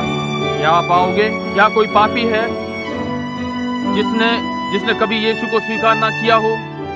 जानते हैं कि आप पापी हैं, आप उसे कि वो आपका उद्धार करता है नहीं जानते? आप कहते हैं हाँ भाई ब्रैनम, मैंने सोचा मेरे पास बहुत आनंद है, मैं नाच और दावतों में जाता हूँ और वो सारी बातें, मैं गलत प्रकार के प्रदर्शन देखता हूँ और गलत प्रकार का साहित्य पढ़ता हूँ, मैं पुरानी पुस्तकें जिनमें गंदी कहानियां होती हैं पढ़ता हूँ, उन्हें याद कर मुझे आनंद मिलता है। भाई आपके साथ कुछ गड़बड़ी है, ये आपकी भूख है। देखा, आप मुझे देखने दें, कोई क्या पढ़ता है, कौन सा संगीत सुनता है। उस दिन कार में साथ साथ आते हुए कोई व्यक्ति विशेष ने बढ़कर मेरा रेडियो चला दिया, एक प्रकार का भद्दा संगीत। मैंने कहा इसे बंद कर दो, मैं ये नहीं सुनना चाहता, कोई पुरानी असभ्य चीज। कहा मैं क्यों ये सुनना चाहता हूँ? मैंने कहा आपका स्वभाव गलत है, आप गलत हैं। जब मैं यहाँ पर था कुछ दिनों के बाद पहाड़ों की ओर एक व्यक्ति के साथ मछली पकड़ रहा था। वे छोटी छोटी चिड़ियाएं गा रही थीं, लारक चिड़िया शोर मचा रही थी, वो पुरानी बुलबुल हवा में उड़ रही थी, यानी बुलबुल महिमा गा रही थी। मैंने जोर से चिल्लाकर उस लड़के से कहा देखो ये मेरा संगीत है, इसे चलने दो, ये मेरा रेडियो है। जब मैं यहाँ हूँ तो परमेश्वर ने यहाँ गाने के लिए भेजा है, इससे मेरे प्राण को आनंद मिलता है। उस पागलपन की चीजों से अच्छा है वे पुराने पैसा डालकर संगीत सुनने के मशीन शोर मचाता रहता है, यहाँ तक कि आप सार्वजनिक स्थान में खाना भी नहीं खा सकते। ये शैतान का भोजन है, ये शैतान का ढेर सब पापों से मिश्रित है। क्या आप सब उसमें लिप्त हो गए और उसमें मगन हैं? जब वे उन संगीतों के बॉक्स में पैसे डालते हैं और सारी गंदगी उसमें से निकल कर आती है और आप आनंद लेते हैं। आपके लिए लज्जा की बात है, आप परमेश्वर से पिछड़े हुए हैं, आप परमेश्वर से अलग हैं, आप परमेश्वर को नहीं जानते। यदि आपने परमेश्वर को अपने पापों की क्षमा में जाना होता तो आप कभी भी इस प्रकार की बेकार की चीज को ना सुनते। यह आपके लिए मृत होती, इससे आपको उल्टी आती, आप ये पसंद नहीं करते, आपका भोजन अच्छा है, आप परमेश्वर से प्रेम करते हैं, क्या आप इस प्रातः आकर इन पापों को स्वीकार करने वालों के साथ घुटने नहीं टेकेंगे? यहाँ पर पुरुष और महिलाएं घुटने टेके हुए हैं। ये लोग वर्षों से मसीही हैं। मैं उन्हें मसीहा से अलग नहीं कर रहा हूँ, परंतु मैं जो करने का यत्न कर रहा हूँ कि उन्हें बताऊं कि शैतान ने उन्हें प्रेत के बंधन में बांध रहा है और उन्हें संपूर्ण आनंद से अलग रखता है। पवित्र आत्मा आनंद है, ठीक है। मैं पी हुई दशा में उठा, पिए हुए सोने गया, मैं सारे दिन पिए रहा, सारी रात पिए रहा। ओ मैं उससे प्रेम करता हूँ। मैं इस पर मछली पकड़ने जाता हूँ। ओ नम्र दीन उद्धार करने वाले, मुझे ना छोड़ जाना। मेरी नम्र आवाज को सुने। मैं शिकार पर जाता हूँ और परमेश्वर की महिमा गाता हूँ। जहाँ कहीं मैं जाता हूँ प्रचार कर रहा हूँ। क्या आप इस प्रकार के नहीं बनना चाहते हैं? पवित्र आत्मा से भरा हुआ वो आपको उत्तेजित करता है। उन्हें गंदे गाने गाते हुए सुने। आप इसे गा सकते हैं, मैं प्रतिज्ञा के देश के लिए बंधा हुआ हूँ, मैं प्रतिज्ञा के देश के लिए बंधा हुआ हूँ। कौन आएगा और मेरे साथ जाएगा? मैं प्रतिज्ञा के देश के लिए बंधा हुआ हूँ। क्या आप साथ जाने के लिए नहीं आएंगे? मैं स्मरण करता हूँ जब लगभग 500 लोग हम में से वहाँ खड़े थे, जब मैं वर्ष के समय के लगभग 120 लोगों को बपतिस्मा दे रहा था। यहाँ नदी के किनारे जब एक महान सितारा चमकता हुआ नदी पर आया, हालेलुया, उसमें से एक शब्द बोल रहा था, एक दिन तुम समस्त संसार में सुसमाचार फैलाओगे। कैसे वो निर्धन छोटा उपेक्षित खेतीहारा लड़का इसको कर सकता था? परमेश्वर का अनुग्रह। आमीन। ओ कौन आएगा और जाएगा? अलग हो जाओ। अब हर बोझ को एक ओर डाल दो। उन भरमाने वाली आत्माओं की मत सुनो, आकर परमेश्वर का वचन सुनो। यहोवा यूं कहता है, धन्य है वे जो धार्मिकता के भूखे और प्यासे हैं, क्योंकि वे तृप्त किए जाएंगे। आइए, जब हम प्रार्थना कर रहे हैं तो अपने सिरों को इन सब के साथ जो ऑल्टर पे हैं झुकाएं। प्यारे बालकों, मैं चाहता हूं कि आप इस प्रातः स्मरण रखें। आप वहां हैं जब आप अपने बोझ को एक ओर रख रहे हैं। पाप आपको सरलता से व्याकुल कर देता है। पौलुस ने इब्रानियों के 12वें अध्याय में कहा, इस कारण कि गवाहों का एक ऐसा बड़ा बादल हमको घेरे हुए है, तो आओ हर एक रोकने वाली वस्तु और उलझाने वाले पाप को दूर करके, अब और क्या कहूँ, क्योंकि समय नहीं रहा कि गिदोन का और बाराक और समसून का और यफ्ताह का और दाऊद और शमूएल का और भविष्यद्वक्ताओं का वर्णन करूं। उन्होंने विश्वास के द्वारा राज्य जीते, धर्म के काम किए, प्रतिज्ञा की हुई वस्तुएं प्राप्त की, सिंहों के मुंह बंद किए, आग की ज्वाला को ठंडा किया, तलवार की धार से बच निकले, निर्बलता में बलवंत हुए, लड़ाई में वीर निकले, शत्रु भाग गया। स्त्रियों ने अपने मरुओं को फिर जीवित पाया। कई एक खट्टों में उड़ाए जाने और कोड़े खाने, वरन बांधे जाने और कैद में पड़ने, और जो परीक्षाओं में पड़े, ठट्टों में उड़ाए जाने, और विश्वास के द्वारा इन सब के विषय में अच्छी गवाही दी गई। इन सब के विषय में अच्छी गवाही दी गई, तो भी उन्हें प्रतिज्ञा की हुई वस्तु ना मिली, क्योंकि परमेश्वर ने हमारे लिए पहले से एक उत्तम बात ठहराई कि वे हमारे बिना सिद्धता को न पहुंचे। इस कारण जबकि गवाहों का ऐसा बड़ा बादल हमें घेरे हुए है, तो आओ हम हर एक रोकने वाली वस्तु और उलझाने वाले पाप को दूर करके वो दौड़ जिसमें हमें दौड़ना है, धीरज से दौड़ें, और विश्वास के कर्ता और सिद्ध करने वाले यीशु की ओर ताकते रहें, जिसने उस आनंद के लिए जो उसके आगे धरा था, लज्जा की कुछ चिंता न करके क्रूस का दुख सहा और सिंहासन पर परमेश्वर के दाहिने हाथ जा बैठा। यीशु ने अपनी प्रार्थना में कहा, पिता मैं स्वयं को पवित्र करता हूँ। यीशु कलीसिया के लिए पवित्र हुआ। वो विवाह कर सकता था, परंतु उसने नहीं किया, वो पवित्र हो गया। उसने कहा, उन्हें पवित्र कर। पिता सत्य के द्वारा, तेरा वचन सत्य है। अब हम हर बोझ को एक ओर डाल दें। आप में क्रोध है, आप में कुछ है जो आपसे बातें करवा देता है, जबकि आपको बातें नहीं करनी चाहिए।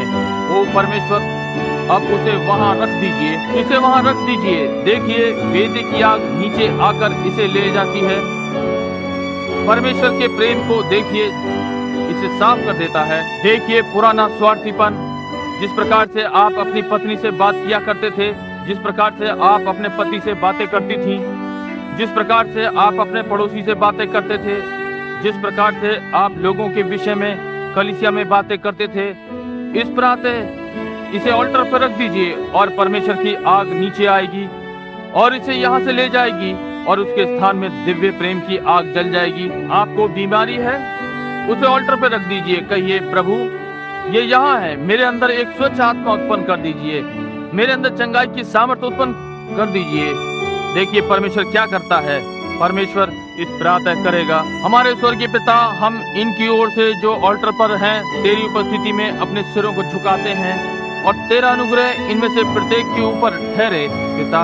अब जैसे कि ये प्रभु मैं इनके लिए नहीं कर सकता, इन्हें ये स्वयं करना है, कोई भी इनके लिए कुछ नहीं कर सकता, इन्हें ही स्वयं करना है। इनके प्राण अब अपने आपे में कहें, ओ परमेश्वर ये क्रोध मैं इसे यहाँ रखता हूँ प्रभु, मैं इसे कभी नहीं उठाऊंगा, कोई चिंता नहीं क्या होता है, अब से मैं जाने दूंगा। मेरी ये जुबान जो सरलता से गपशप के झुंड में सम्मिलित हो जाती थी, प्रभु मैं इसे यहाँ रखता हूँ, मैं इसे फिर कभी नहीं उठाऊंगा। प्रभु मेरी जुबान को शुद्ध कर दे, मुझे ऐसा अनुभव होने दे जैसे सरदूत ने यशायाह के साथ किया जब उसने कहा मैं अशुद्ध होंठों वाला हूँ, हाय मुझ पर।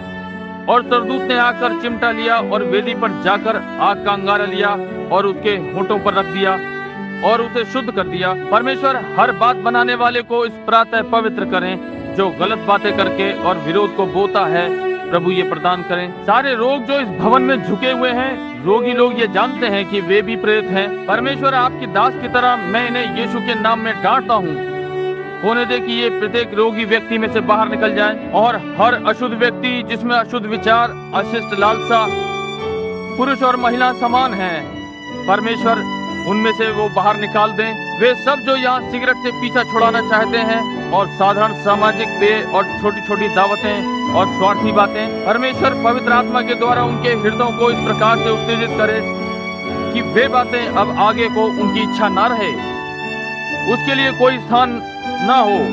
अब यहाँ से आगे के लिए आप पवित्र आत्मा से पूर्ण हैं। परमेश्वर इस छोटी सी कलीसिया को जलती झाड़ी बना दें, इसे पवित्र आत्मा का स्थान बना दें, इसे ज्वलंत आग बना दें, ताकि संसार पलटकर परमेश्वर की महिमा को देखे। परमेश्वर इन थोड़े से लोगों से लगभग 100 लोग यहाँ इस प्रातः हैं, इनसे आरंभ करें, प्रभु से ग्रहण करें। प्रत्येक हृदय, प्रत्येक मेथोडिस्ट, प्रत्येक बैप्टिस्ट, प्रत्येक कैथोलिक, प्रत्येक प्रेस्बिटेरियन, प्रत्येक पेंटिकॉस्टल को शुद्ध करें प्रभु, इनके हृदय में से निकाल दें और आज इन्हें अपने पास आने दें। पिता इसे ग्रहण करें। मैं इन्हें आपके समर्पण में देता हूँ और आपको समर्पित करता हूँ यीशु मसीह के नाम में, इनके प्राणों की शुद्धता के लिए और इनके शरीर की चंगाई के लिए, आमीन। मैं अचरज में हूँ कि आपने अपने बोझ को वेदी पर छोड़ दिया है।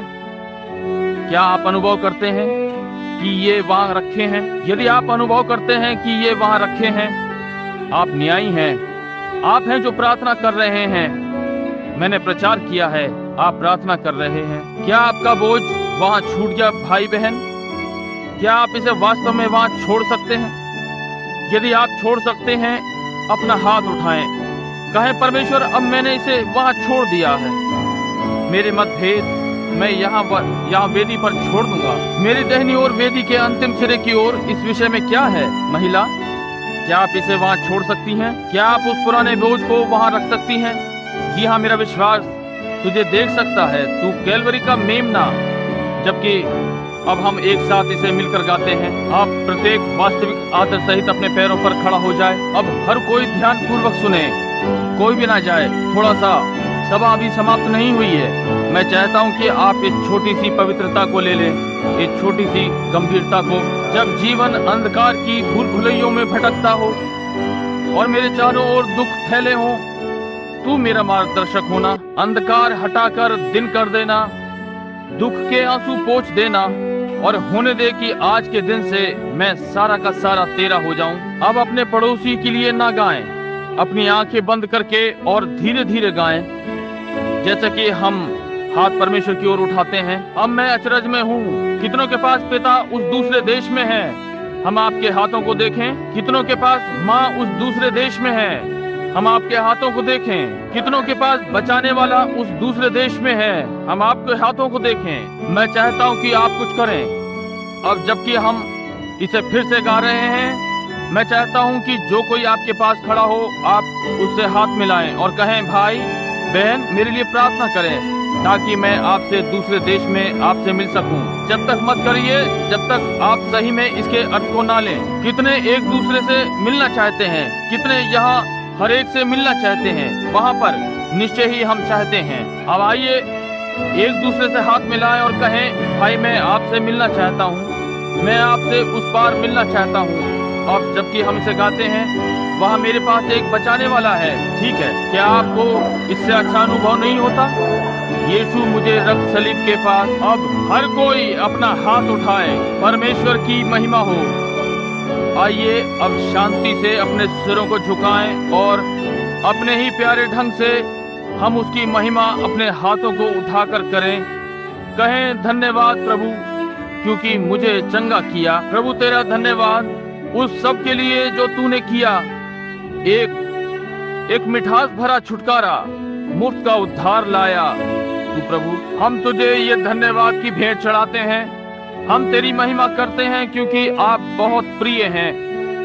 आप घाटी की कुमुदनी हैं, भोर का तारा, शहरोन का गुलाब और सब कुछ। आप पिता, पुत्र, पवित्र आत्मा है, वो जो था, जो है और आएगा, महान अल्फा ओमेगा। आप एक अद्भुत हैं, शांति के राजकुमार, दाऊद की जड़ और संतान। आप सब कुछ हैं और हम तेरा धन्यवाद करते हैं प्रभु उस सब के लिए जो तूने हमारे लिए किया। हम तेरे वचन के लिए धन्यवाद करते हैं क्योंकि ये हमारे मार्ग के लिए उजियाला।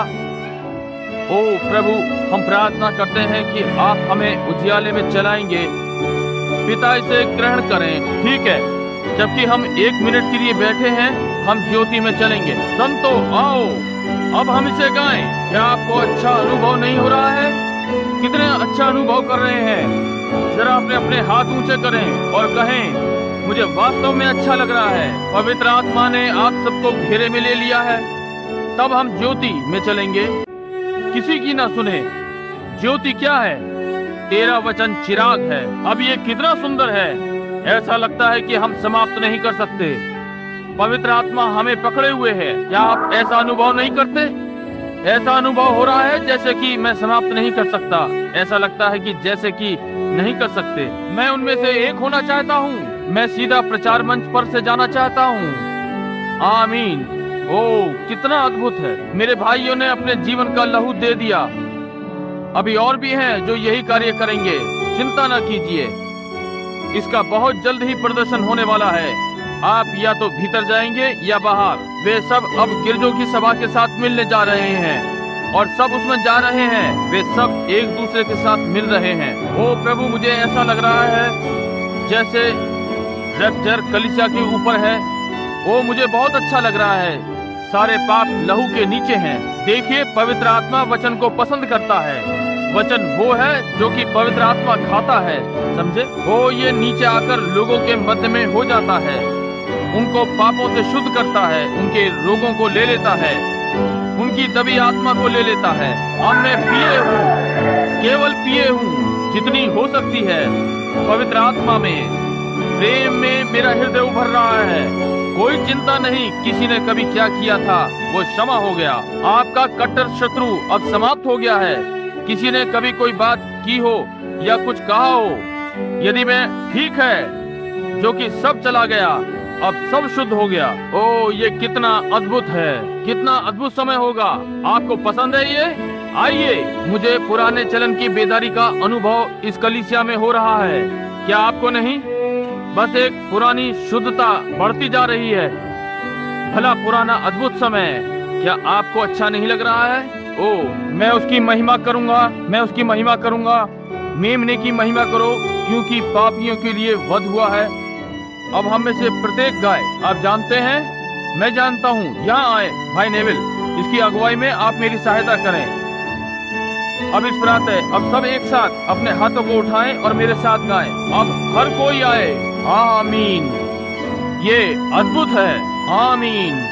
बहुत ही अद्भुत। ओ, अब आइए हम अपने पैरों पर खड़े हो जाएं।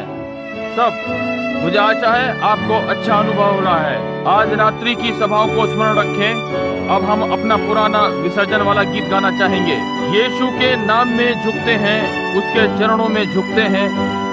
स्वर्ग में राजाओं का राजा, हम उसे ताज पहनाएंगे जब हमारी यात्रा पूरी हो जाए। ठीक है, अब हर एक साथ। ठीक है, कितनी शानदार प्रातः है, कितना अद्भुत समय है। अब आइए अपने सिरों को एक क्षण के लिए झुकाएं। अब प्रत्येक सीधा मसीह की ओर देखे, आपका बचाने वाला एक शांति के मार्ग से। मैं चाहता हूं कि आप उसको धन्यवाद और महिमा दें। कहें, प्रभु मैं आपका बहुत धन्यवादित हूं कि आपने मेरे प्राण को पवित्र किया है। मैं आपका बहुत धन्यवादित हूं कि आपने मेरे लिए ये सब किया है। अब तेरा आत्मा सारे दिन मुझ पर हो। प्रभु मेरी अगुवाई करें, मुझे निर्देशित करें, मुझे आशीषित करें। परमेश्वर आपको ये आशीष प्रदान करे, ये मेरी प्रार्थना है। अब जब हम अपने सिरों को प्रार्थना में झुकाए हुए हैं, भाई नेविल प्रार्थना के द्वारा हम सबको विसर्जित करेंगे।